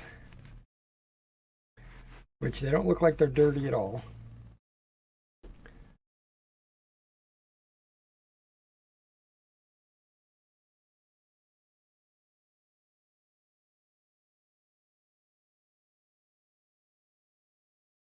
These threads look good too.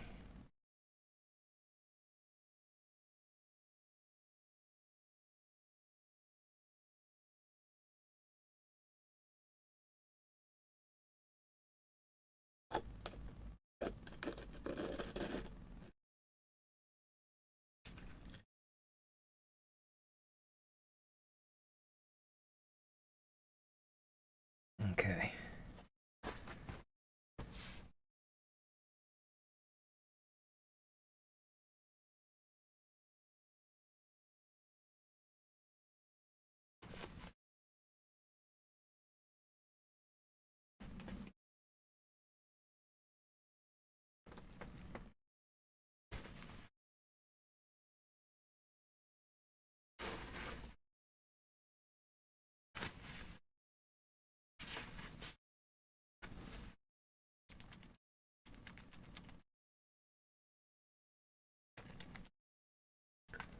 I don't know if you can see this, but I wrapped the entire top of it with paper towels.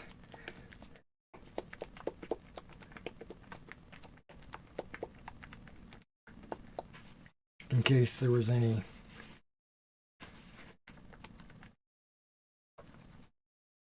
spillage.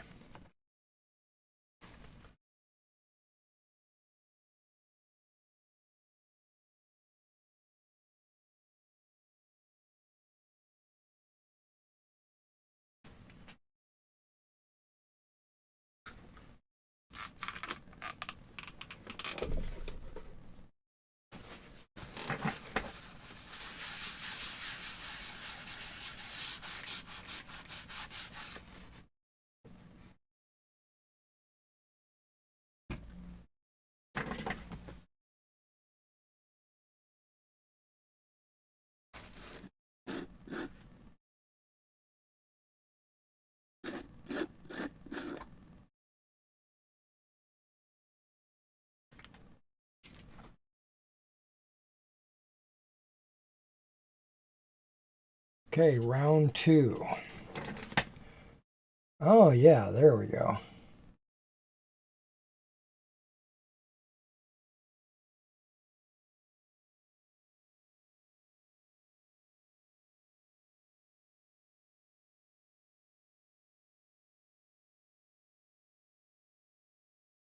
It's almost the consistency of paint.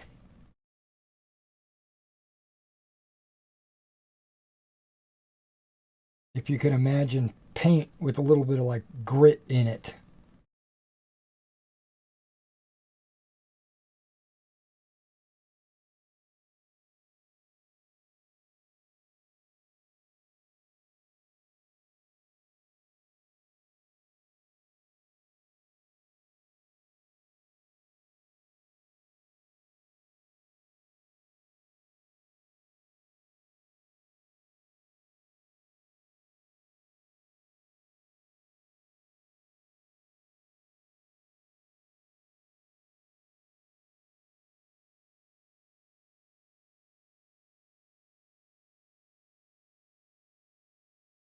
And it doesn't have to have 100% coverage.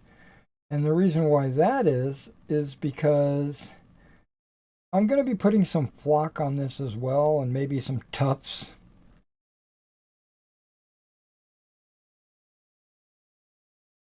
Some foliage of some kind.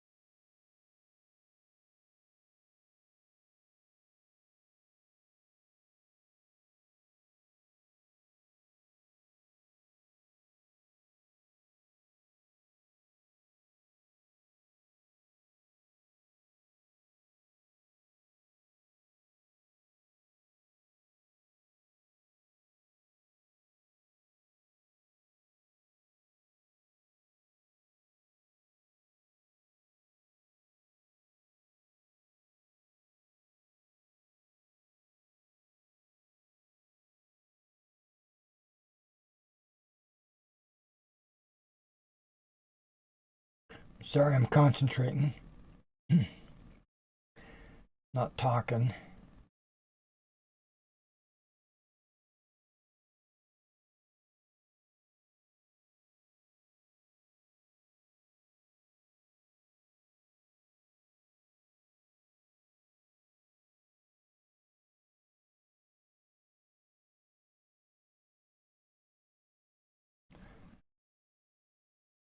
Yeah, and I was realizing that because I had toyed with the idea of doing Pacto armies,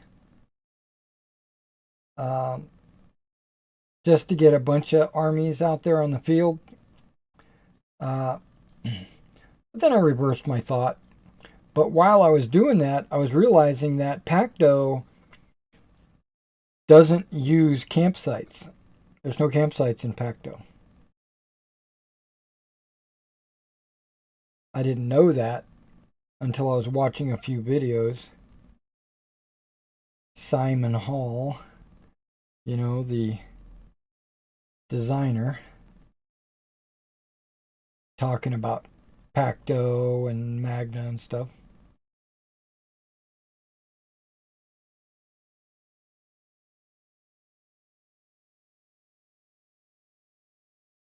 Okay, I'm digging it. This is going in one of my trays here.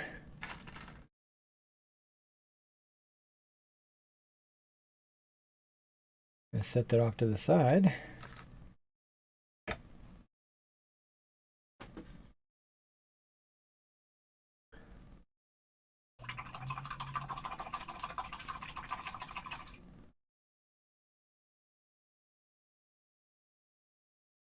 Now let's see if I can seal this.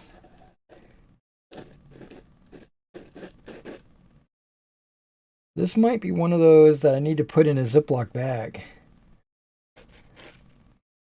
You know, get a big Ziploc bag, put it in there. Just to prevent it from being all crazy. But that's one reason why I don't like the AK lids. They don't seal right. The Vallejo ones, I have no problem with. Watch me spill it.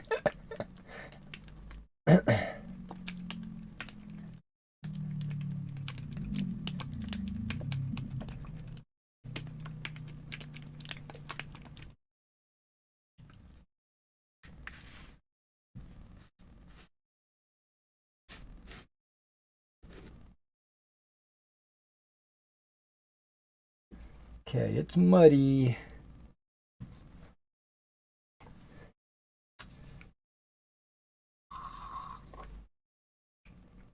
But it does dry out over time, you know what I mean? Got to reconstitute it.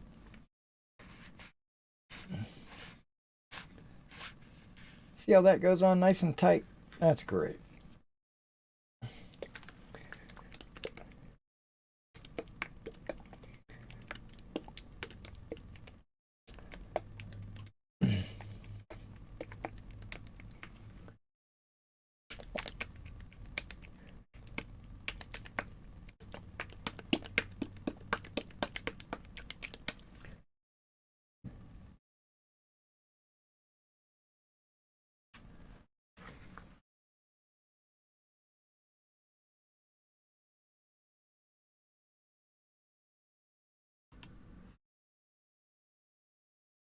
Okay, so I don't want to mess up your name.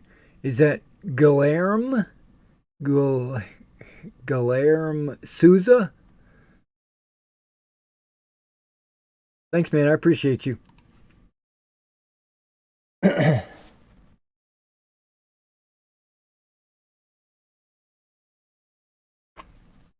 right, let's get to doing it.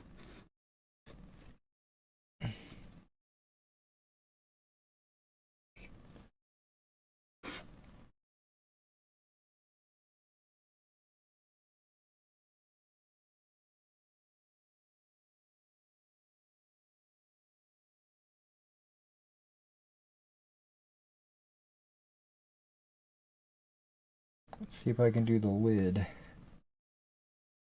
Oh, yeah, that looks good.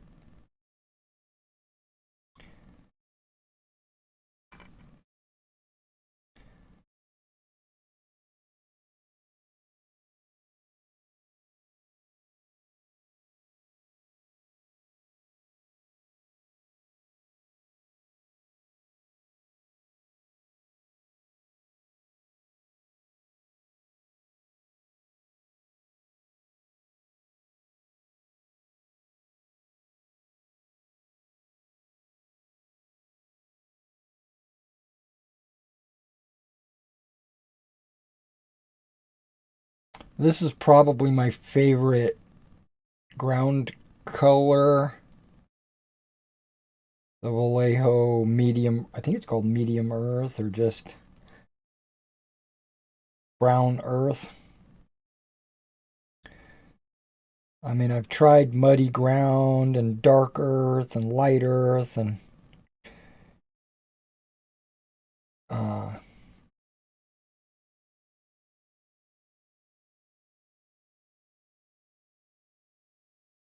I think this color, what is this, kind of a chestnut? I think it looks best.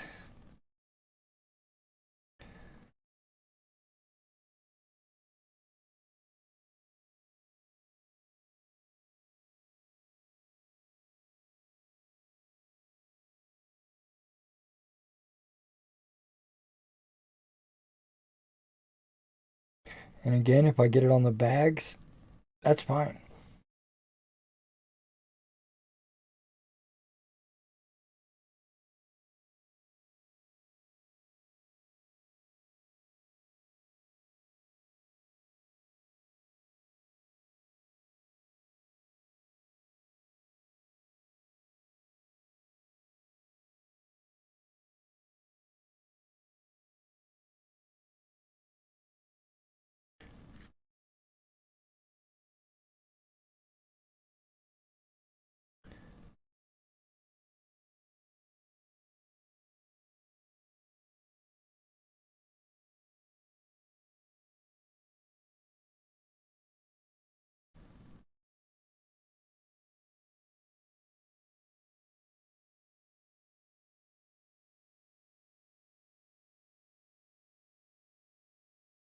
I thought about using dark earth for my Germans. Just to give all three of these camps a different, you know, dirt texture. But then I thought about it and said, nah, I'm going to use the color that I like the best.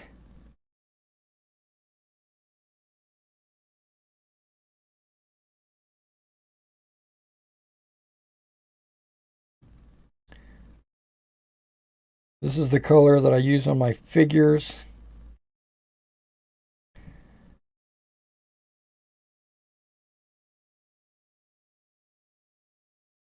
Both German and Roman, so the campsite should probably be the same color that the figures are.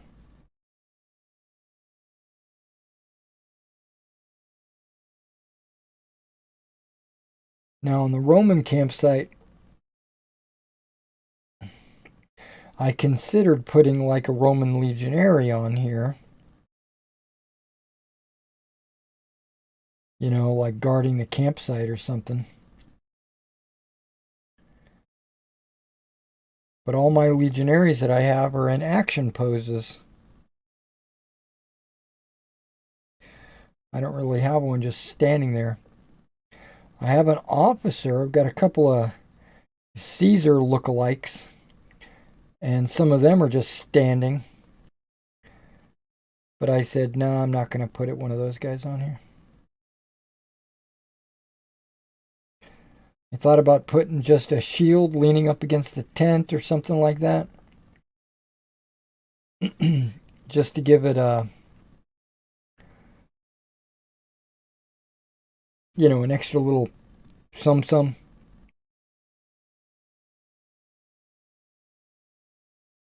But I decided against that as well.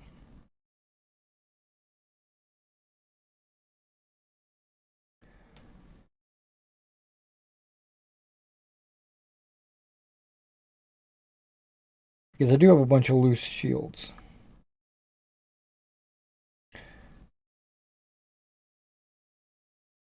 I even have loose standards. I could have like stuck one in the ground or it would be sticking up. But I decided that might just get damaged or bent or something. So no thanks.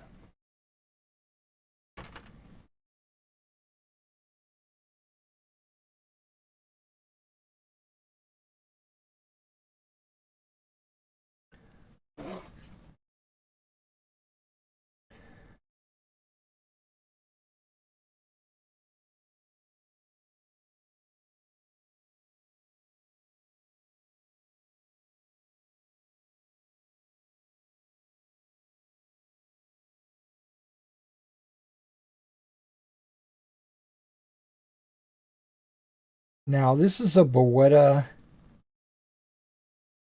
Gothic tent, right? Well, I got it on the Beretta website. It's actually a Keltos or something like that is the brand. But the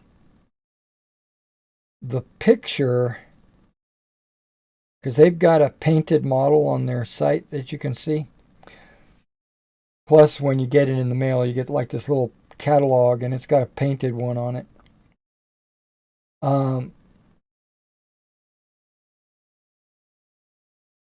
The hide that's over this little tent is painted in patches. Different colors, dark and light browns, medium browns, giving the impression that it's a patchwork kind of hide and not one solid hide, which what kind of an animal would have to be a solid hide? I get that.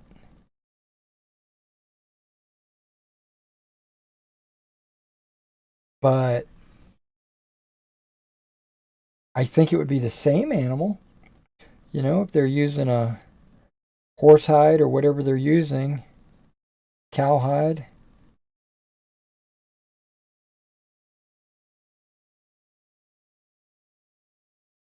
They wouldn't use cowhide for one half and horsehide for the other. I wouldn't think.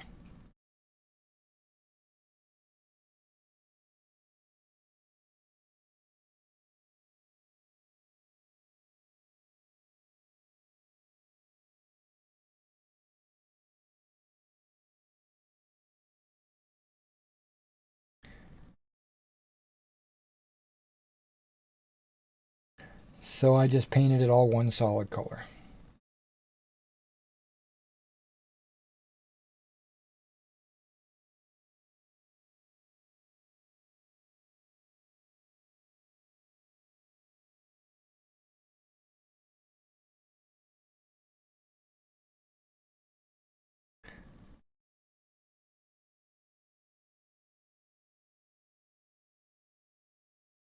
It's like 4 of these guys have swords, but this one guy here, he's got a staff.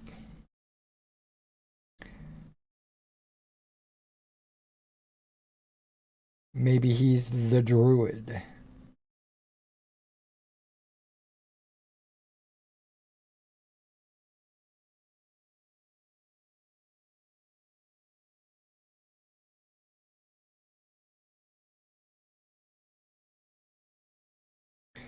And they all have their swords laid out. Well, I should say all but one has their sword like laying in front of them on the ground. I'm thinking that's kind of like a respect thing, maybe.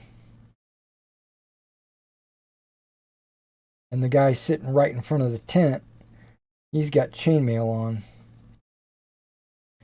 So I'm thinking he's the chieftain.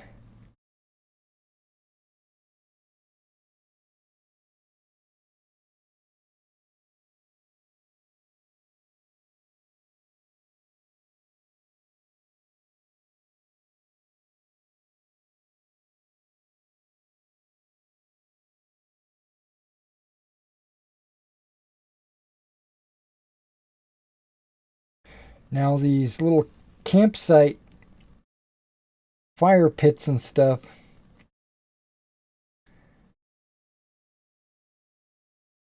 I considered taking some putty or something like that and putting putty around the edge to kind of soften the sharp edges of the base that it's on.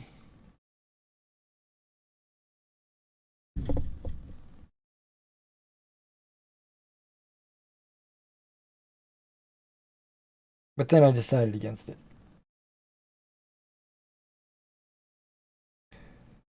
Because I figured this texture paste, I can build it up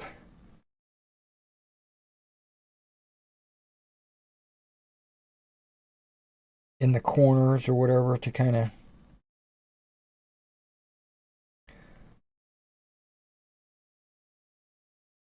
okay, let's try to get that straight again.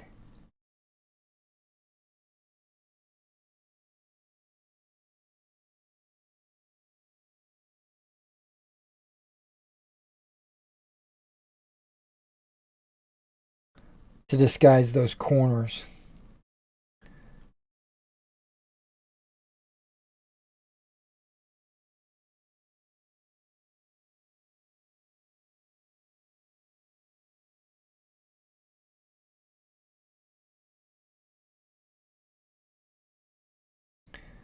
And again, if I miss a spot, I can always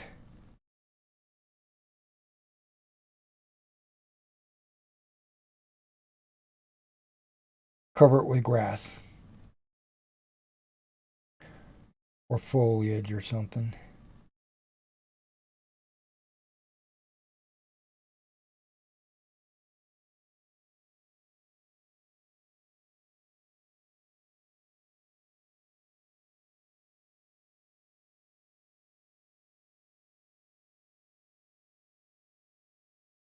Okay, that one looks good too.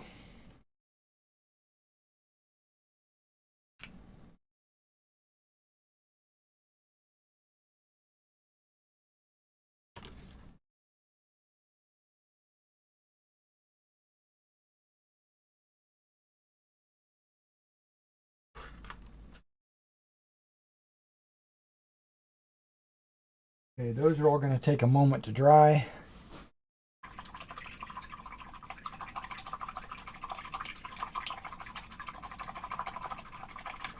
When they're dry, I'll probably put a dull coat on them.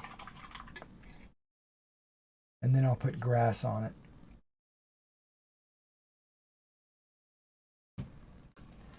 All right, now with those out of the way, we can get to these World War II figures.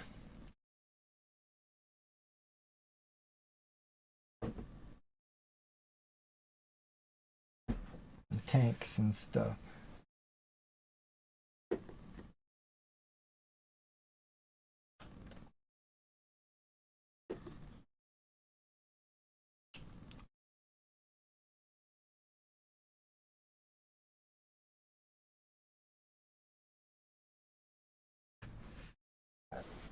Excuse me, I just burped right into the microphone. You guys appreciate that. Plus, I think I've got to go pee.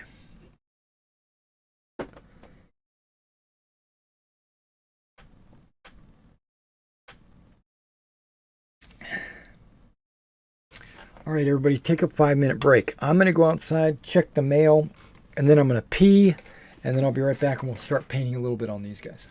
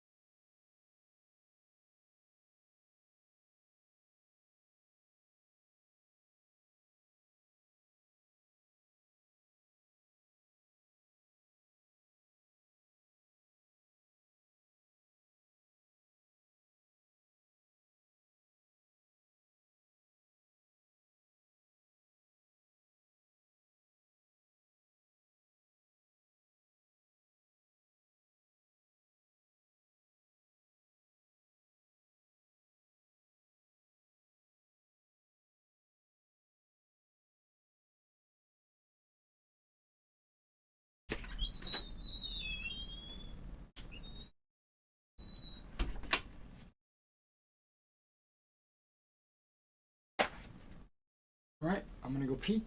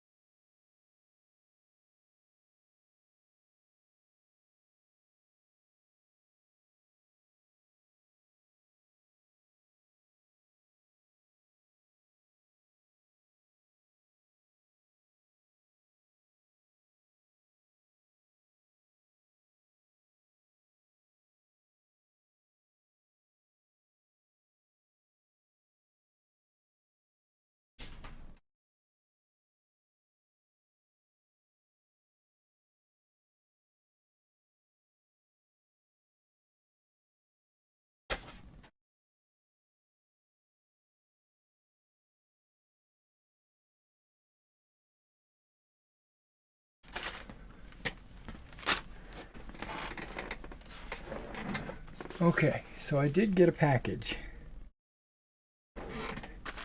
And I suspect this is the fingertips that I've been waiting for.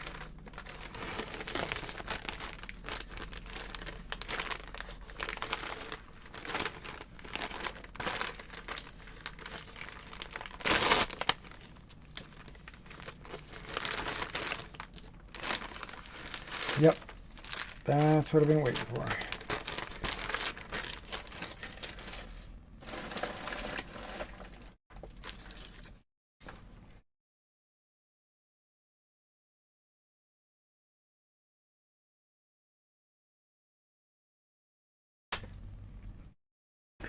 Whoa.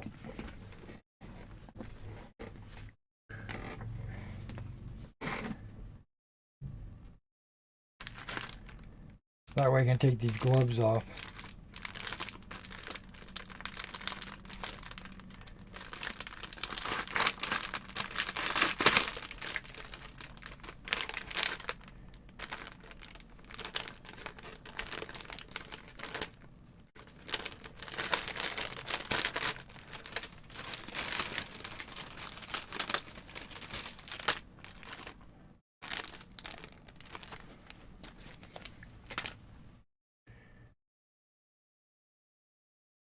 Okay. 6.5 centimeter 10 pack and 7.5 centimeter 10 pack.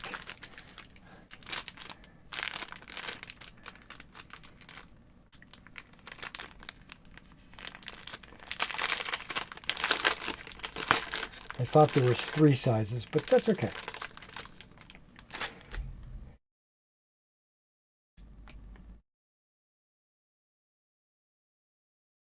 Here, let's take this glove off.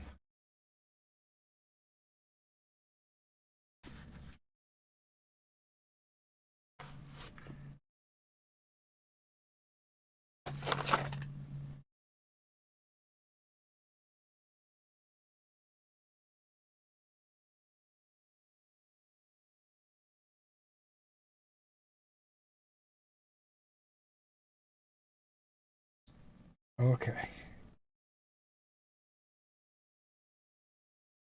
That seems like it covers my pinky just fine. I might be able to stretch it out over other fingers.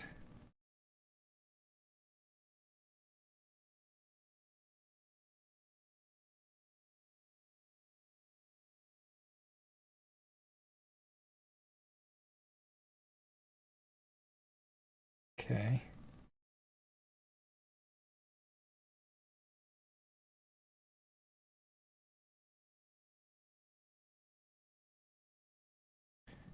You guys are like riveted on this content, right?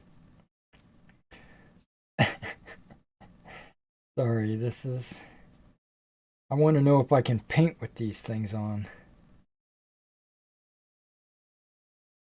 Okay, well it gives like a little bump right here at the end.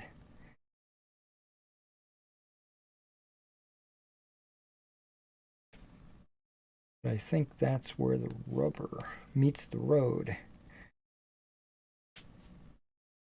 Okay. And if it's only length, then I don't care if it goes to the bottom of my knuckle, all right? That's all I want to cover is that right there. Anyway. Yeah, you can see how these blisters have finally healed up on me. I'm really happy about that.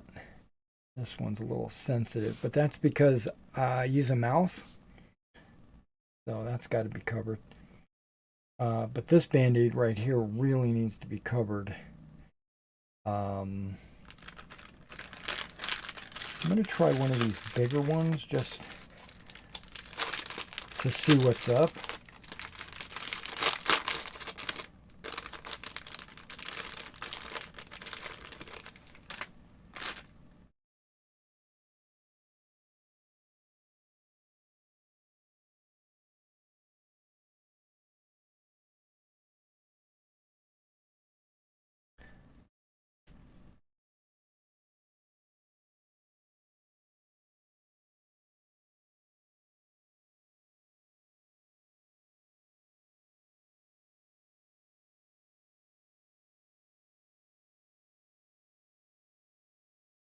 Yeah, this finger is like really bad, just FYI.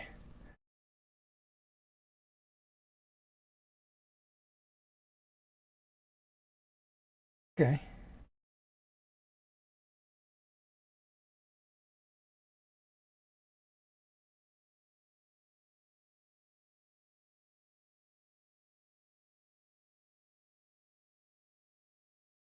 I'm really only covering the band-aids that I've got on my fingers.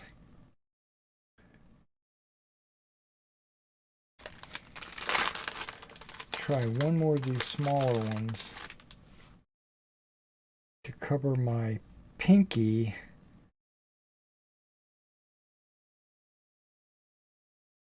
Because when I do work or whatever on my computer, this pinky rests on the mouse pad.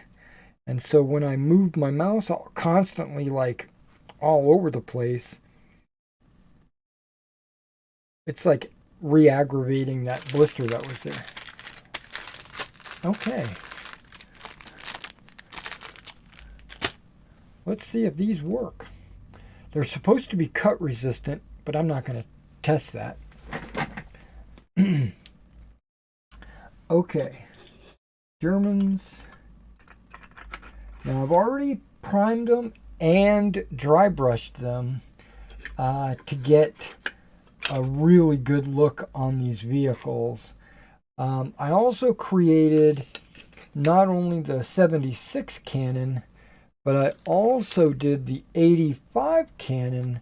So my commission, if he wanted to, he can always swap the turret out and have a T-35 or a T-34-85 or a T-34-76. Just depends on what he needs for whatever battle he's doing. Okay, we'll leave that there. And these are my Germans. Okay, so I have already primed them with field gray, dry brushed them, or washed them already with field gray completely. And then the ones with the camouflage smocks, I went over those with German camo beige already. But these Russians, okay, I've got two painting techniques for Russians. One of them is khaki, which is what they're painted right now. And it doesn't look yellow enough, right? It looks too, I don't know, too khaki. So the alternative is khaki gray. That is, and that looks a lot more brown. That's what I'm gonna test on a couple of these figures. Do it right now. Just to see if that's the actual color I want to go with. Okay, these fingertips feel good so far. They're not interfering or bothering me in any way.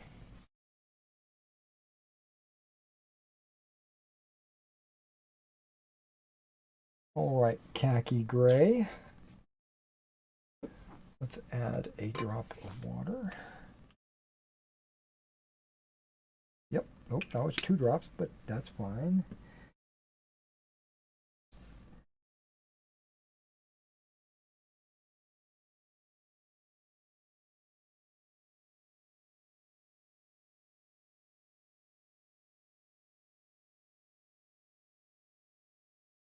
Okay, we're going to take this base right here.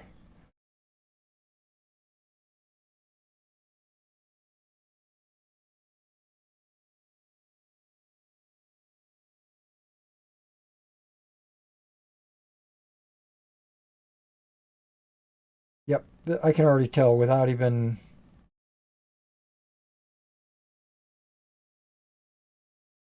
without even finishing, I can tell that this is a much better color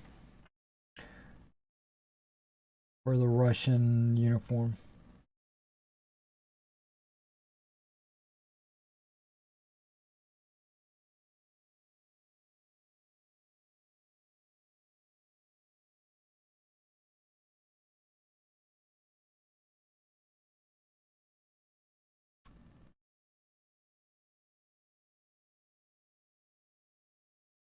Oh yeah, it's a more gooder uniform color.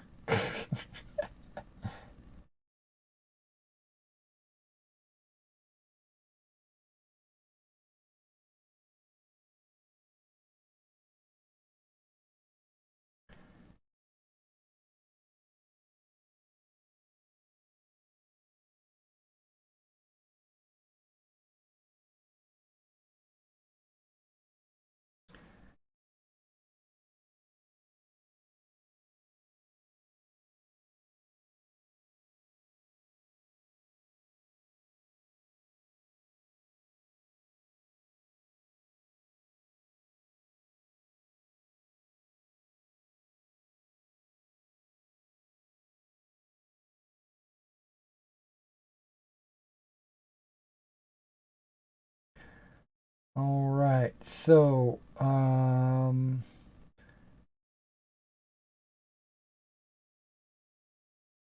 what can we talk about?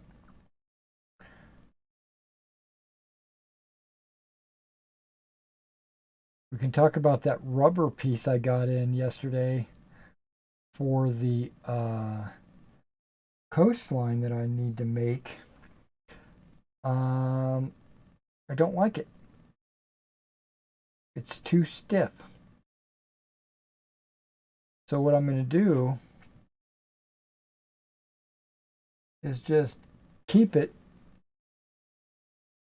And right now it's currently sitting on top of my table, and it's actually making it easier for me to like box miniatures and stuff like that, package everything. It's like a workbench. It's so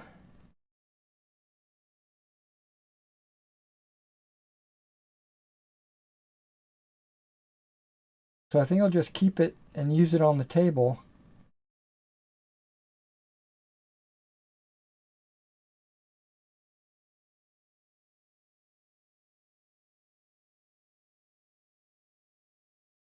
Yeah, that color looks way better. I don't know if you can see it, but um, this was the khaki, right? Yeah. That, come on, focus. What the heck?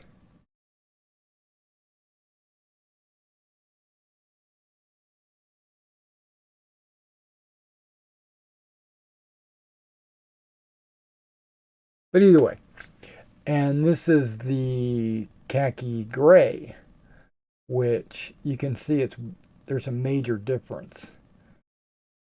Yeah, that's a good color right there.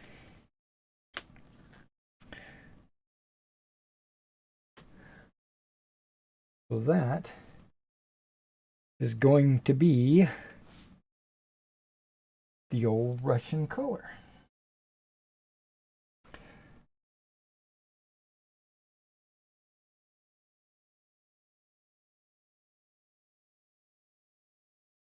And I'm kind of avoiding the straps and the bags and stuff because those are still going to be khaki.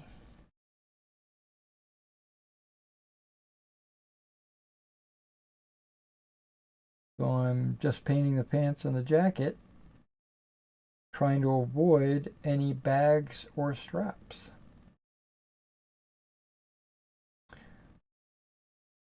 Which on these Russians is not hard to do.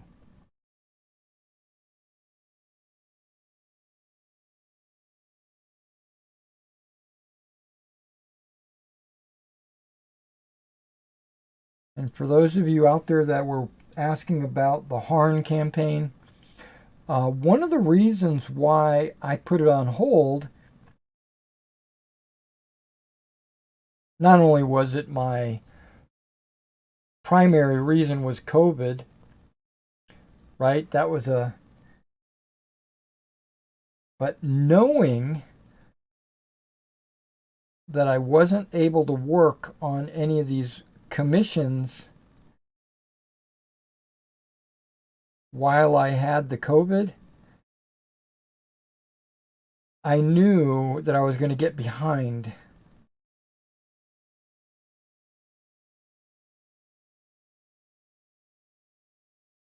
And so, even though I probably could run right now a game, I'm not, because it's giving me an opportunity to get these commissions caught up.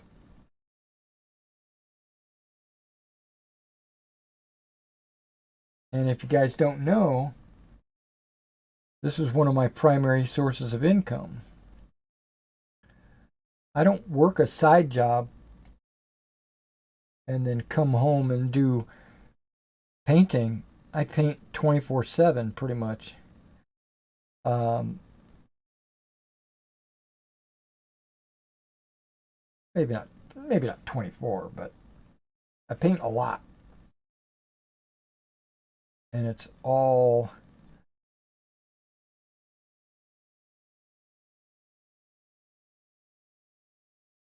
how I get my money. I either sell or I do commissions.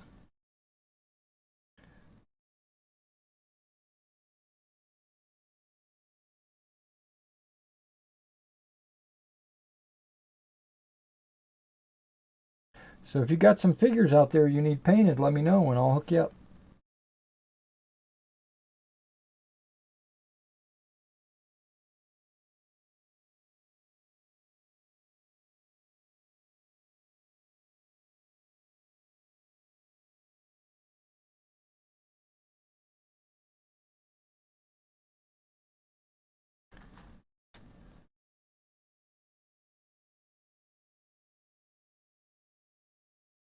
Yeah, the commissar.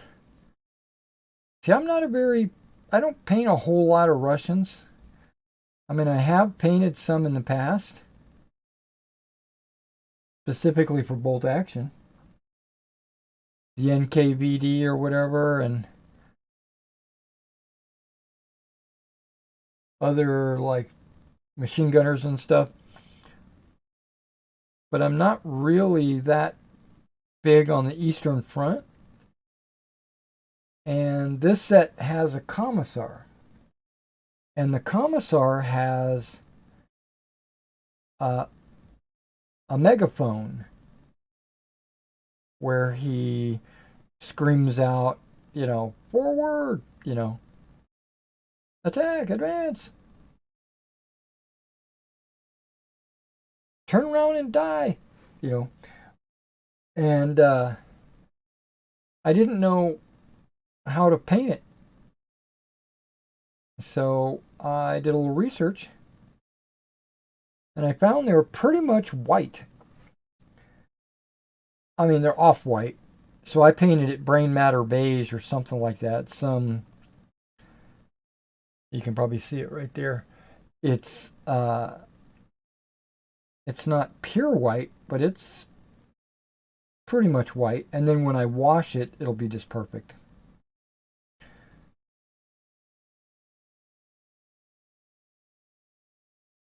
I always paint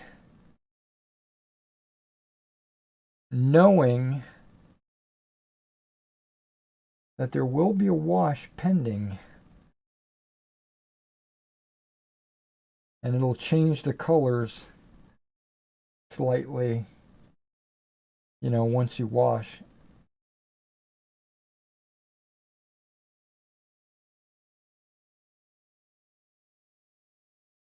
So you got to stay cognizant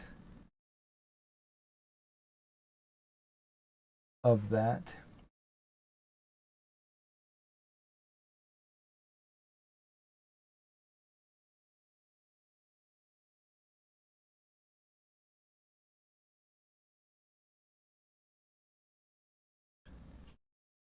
Now, I thought these Russians had portees, you know, like little gaiters that they wrapped around their calves. But when I looked at the painting guide that I'm using for this color and everything, it showed a jackboot, like a high top boot, right? And then when I come back to these models and I look at the models, they're all high top boots. So I'm like, okay, they're boots, they're not portees.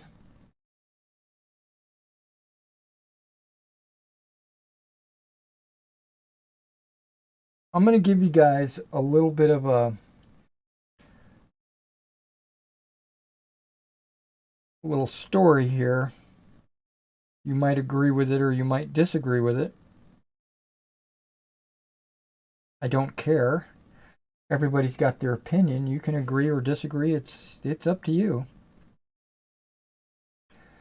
But when I was in the service, okay, which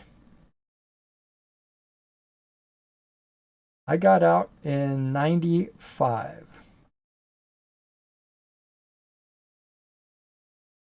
I went in 81. So between 81 and 95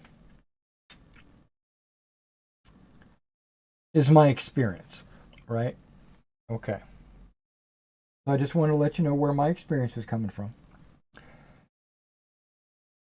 So I'm in the service, and we had a uniform, right? And it evolved over the years. But there was something about that uniform that did not ever change in that time. And that was blousing your pant leg into the top of your boot. Right? That was a 100% all the time, every time. Now, in dress uniform, this is a little anecdote. In a dress uniform, if you were a leg, non-airborne, you would not worry about it, right? You would wear shoes, and your pants would be just like any other business suit. It would just hang down over your shoes. But I was airborne, and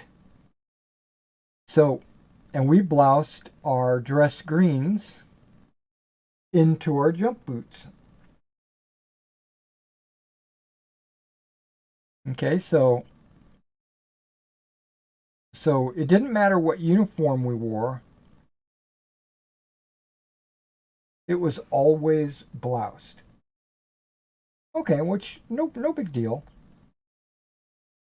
I understood that, you know, legs didn't do that. And I wasn't even talking about, and this is something that, this was a discussion I had on my YouTube channel.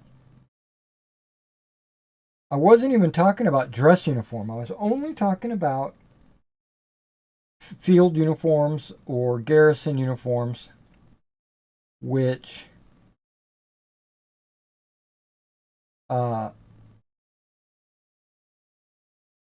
is what I was demonstrating. I have a video out there, and there's a reason why I made this video. But I have this video about how to blouse your pants into your boot.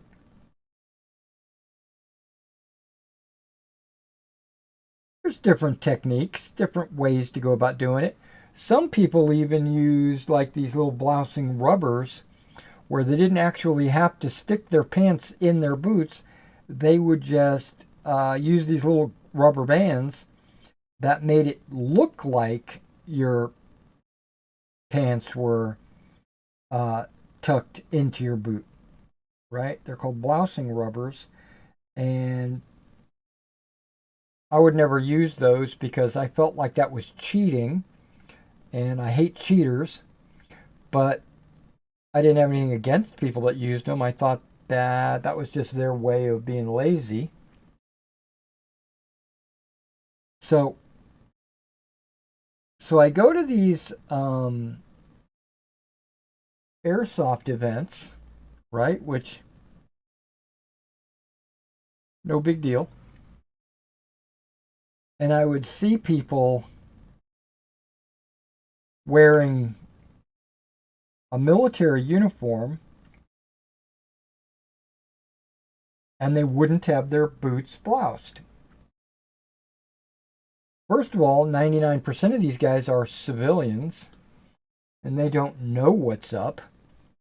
And that's why I did the video, was to kind of, because I had a lot of people that played airsoft watch my videos. A lot. That's where the majority of my initial subscriber base came from. Was from airsoft viewers,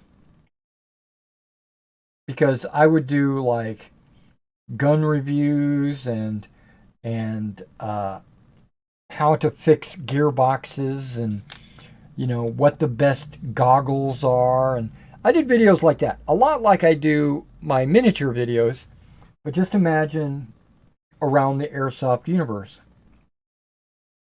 And one of them was a how to blouse your boots.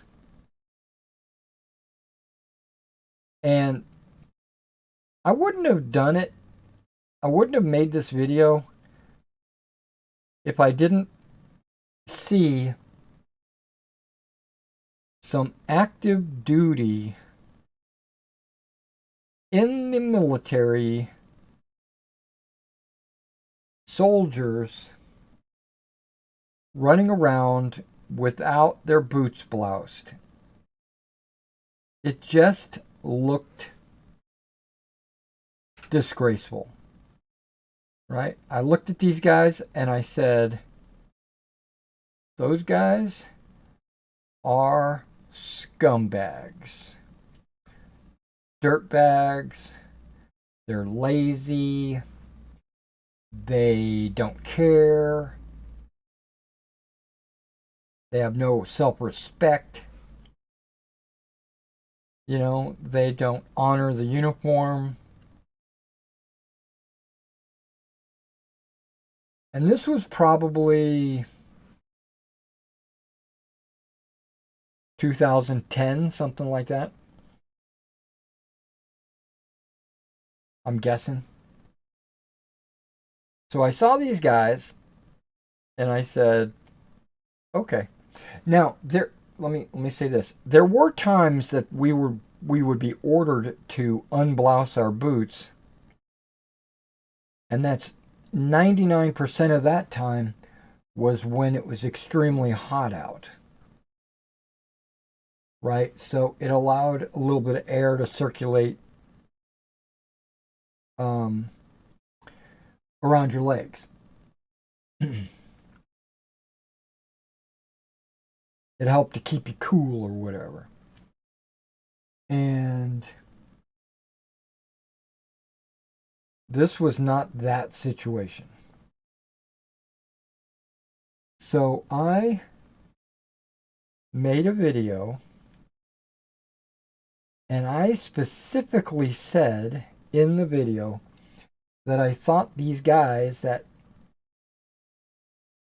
don't blouse their boots are a bunch of dirtbags, scumbags, don't respect the uniform, don't know how to wear a military uniform, etc., etc. Right? Basically, I busted them out. And And then I showed people how to blouse boots and how easy it is. And it doesn't take any time to do it. You just tuck your pants into your boot before you lace them up. It was so easy. And I showed them how to fold your pants to make it nice and strack. How it made it look on point.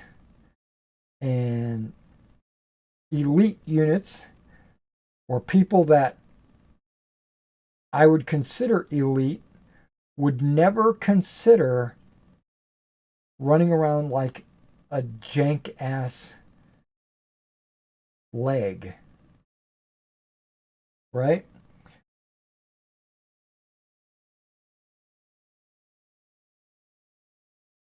A lot like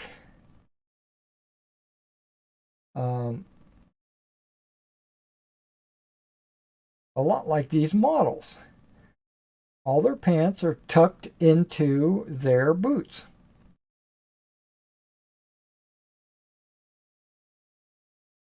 And then I got, and this is the topic, and then I got a comment from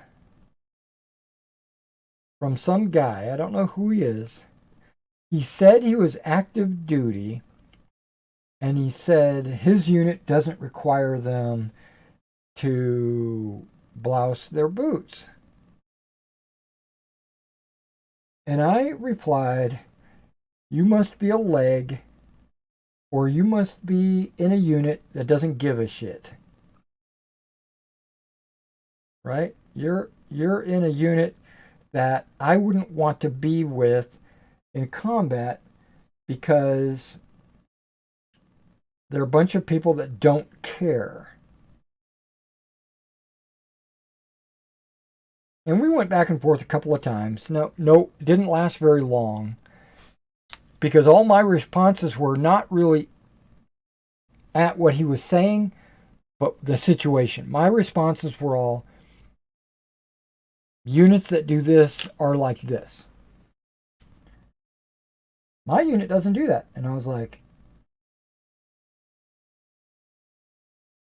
I wouldn't want to be in your unit.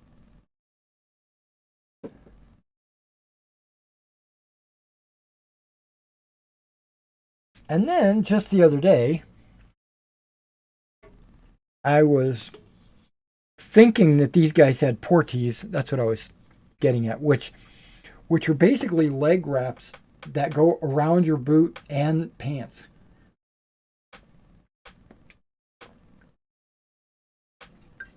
And then I thought, there's something called a gaiter. In World War II, they had gaiters. Like, a lot of units, a lot of nations had gaiters. A lot of nations had portees.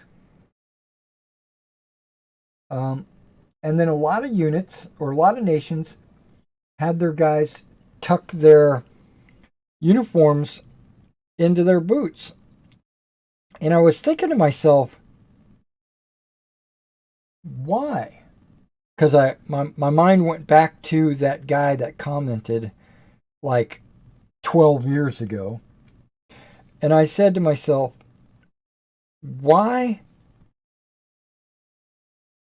do armies do that? What's the reason for tucking?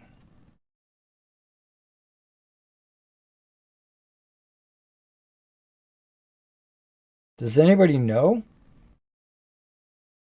Well, for one thing, I'm just guessing. I don't actually know, okay, guys?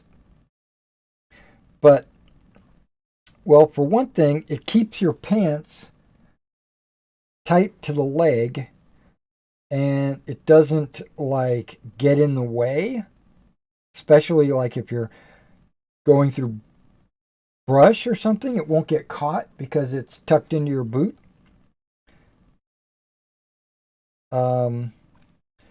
If you're in like a wet environment, maybe with leeches or something like that, they won't be able to get up into your pant leg because it's tucked into your boot.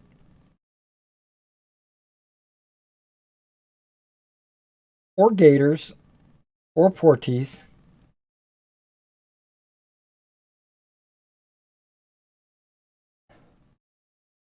Or maybe it's a holdover from the Napoleonic Wars. I don't know.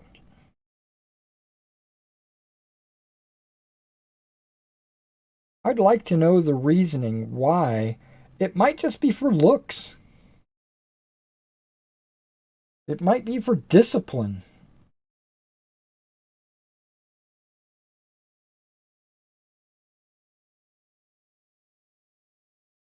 You know, it might be for uniformity where everybody's got the same looks.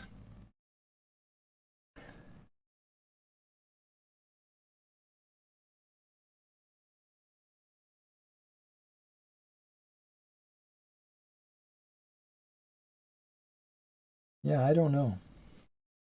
I just know that it was the way it was.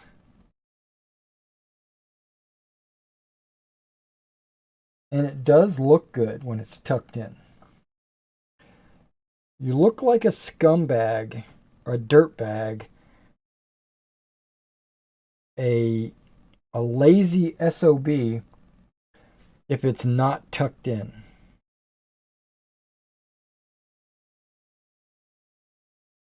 Now, when I'm wearing my tennis shoes,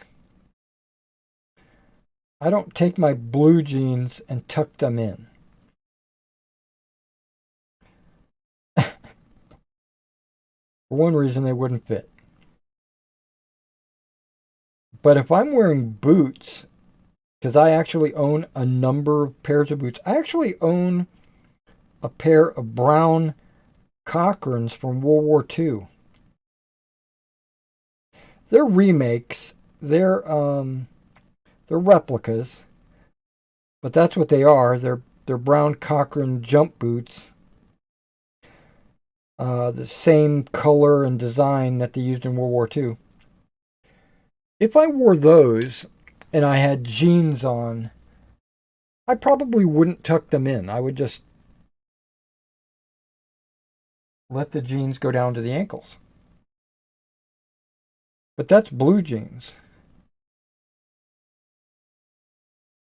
If I ever put on my fatigues, which I have like 3 different pairs of fatigues, mainly for when I was playing airsoft, and depending on what team you were on, you had to wear a different color. So I have like a black set. I have a multicam, and I've got a khaki set from World War II. Yeah, I have the whole getup for like a World War II paratrooper. Helmet, Thompson,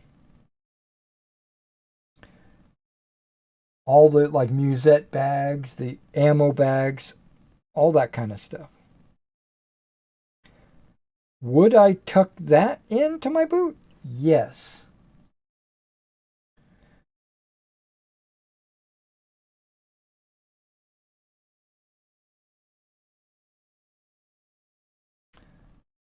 Just because, I don't know, habit? Because I think it looks better? I don't know.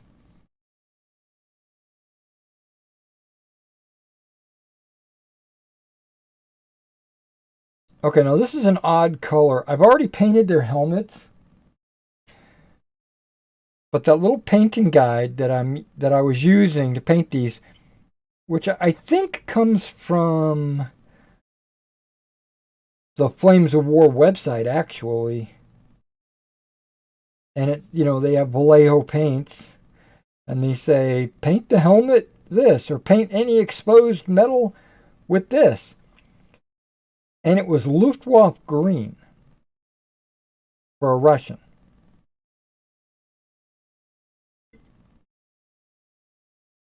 They said Russian green, but when I or Luftwaffe green, because they give you like paint it this color or optionally this color, and so I painted it with, well, that's Russian green.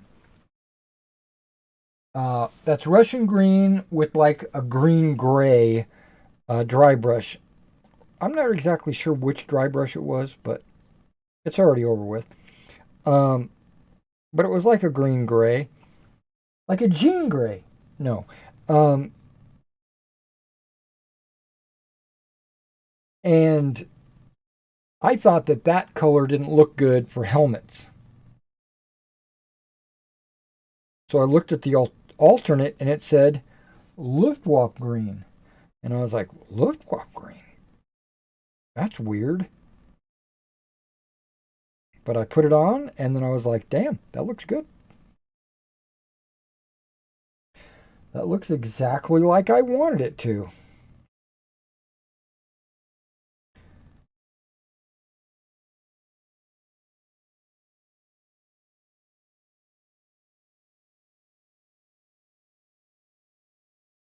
So basically, I'm painting these guys with the alternate colors because I think it looks better.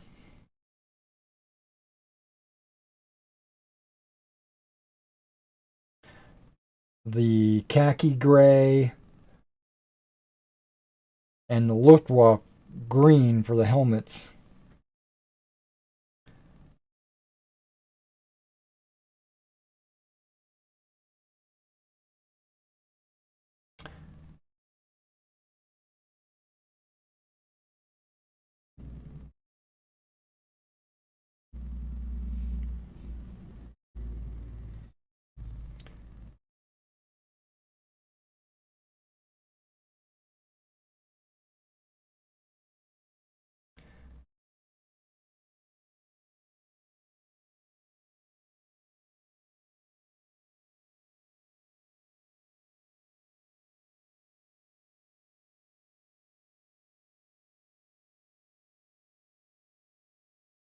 Whoa, that almost slipped out of my hand.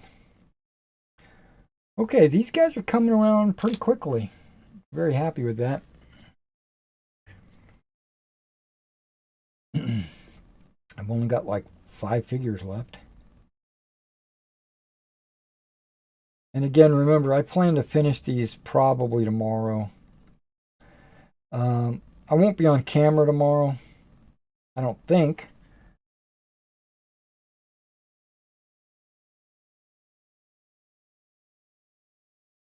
I did already film a store news update, so if you want to check that out, it should be on YouTube right now.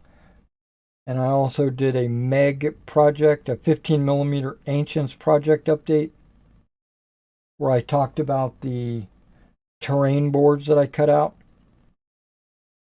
using my new jigsaw.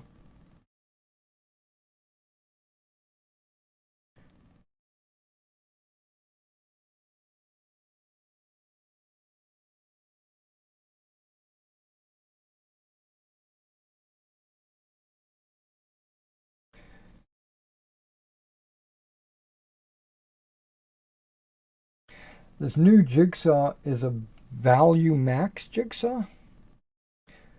It was only like 25 bucks. So I don't expect it to last forever. But it seemed like it was pretty good quality. It seemed like it, I mean, it cut really well. Well, that was the blades. That was actually a Bosch blade that I used. But it's got this new thing. It might not be new to you. You guys might be used to this. But my personal jigsaw that's out in the garage is old as dirt. It still works. It's a little bit broken. I can still use it, but the way the blade affixes to the jigsaw apparently is the old way, which is there's a screw that you have to tighten against the blade, right? You insert the blade and then tighten the screw, and it holds it in place. This new jigsaw apparently uses this new universal technique that I was looking around. All the new jigsaws do this. There's something called a T-shank, which basically means the blade has like has bumps on it, so that when you slide it into the jigsaw, the spring on the inside of the jigsaw holds the blade in place. And then you got this like little lever that you pull to release the blade. And I was like, wow, okay.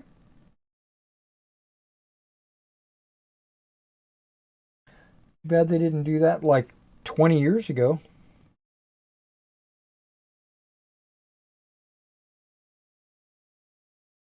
So all my old blades won't work on this new jigsaw. I've got to get T-shank blades,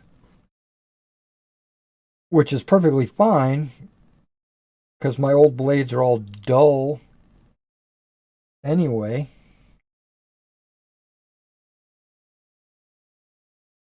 So I picked up a pack of these blades that apparently are specifically designed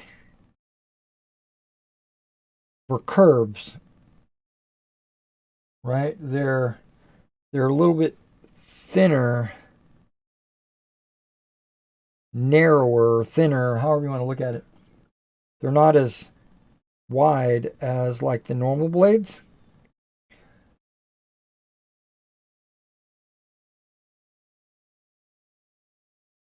So that you can make turns a lot easier.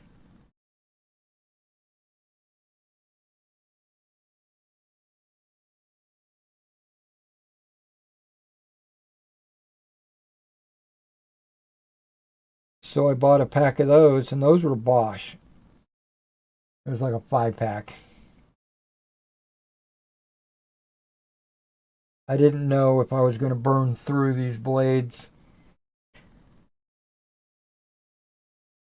Probably not. I probably only needed one, but I got a 5-pack.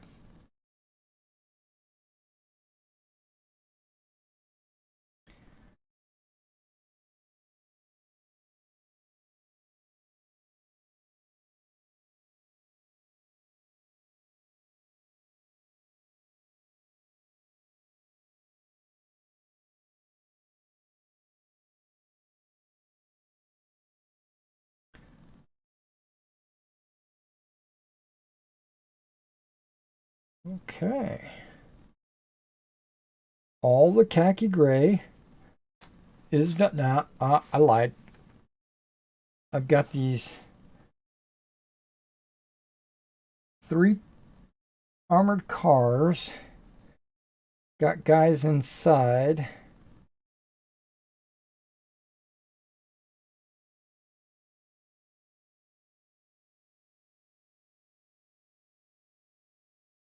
That you can see their jackets.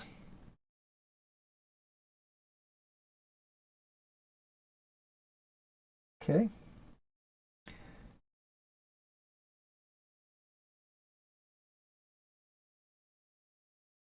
And his cunt cap.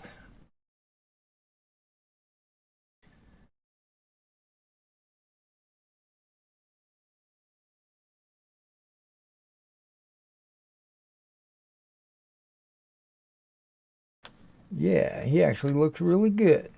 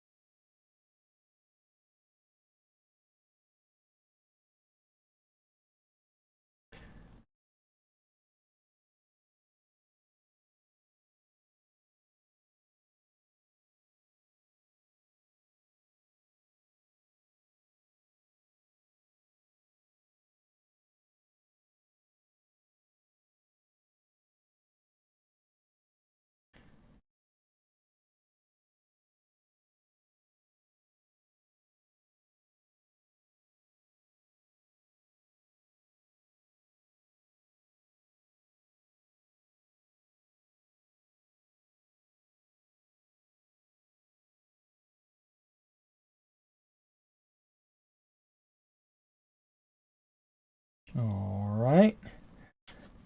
And one last dude.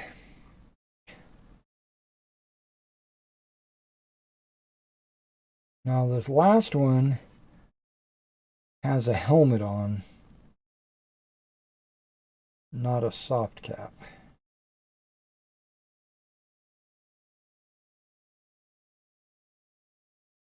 But you can still see his uniform, so.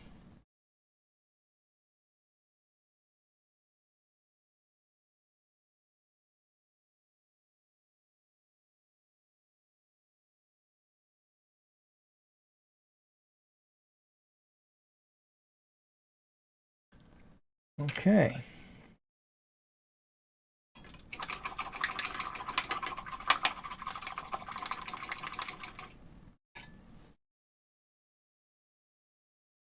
Khaki gray. Done. I can put it away. These colors are all still needed for what I'm getting ready to do. Like this red brown, this, which I don't think it's supposed to be red brown. I think it's supposed to be,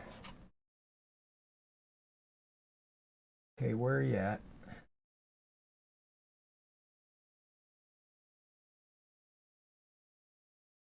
Oh, maybe it is supposed to be red brown.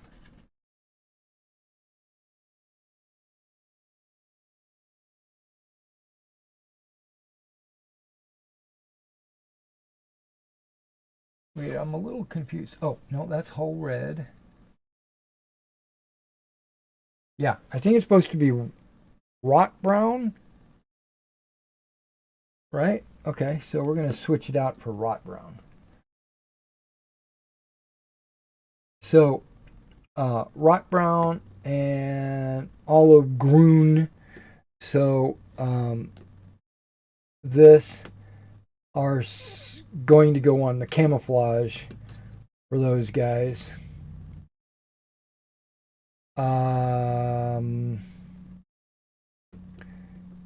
This is tan earth. That is supposed to be like the bag colors on the straps for these guys.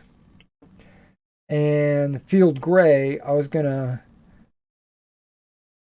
this is actually more gray than green, so I was gonna like highlight their pants with that.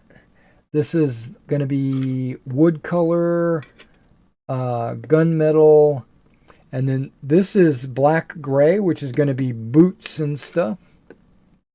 Boots and machine guns and stuff like that.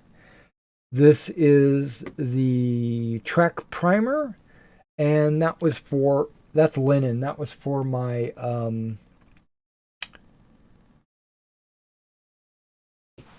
campsites. Okay, I've already done the tires. I don't know what I want to do next. Probably this field gray, because it'll be super easy to do those pants and then get it out of the way. All right, guys. I think this is where the video is going to end.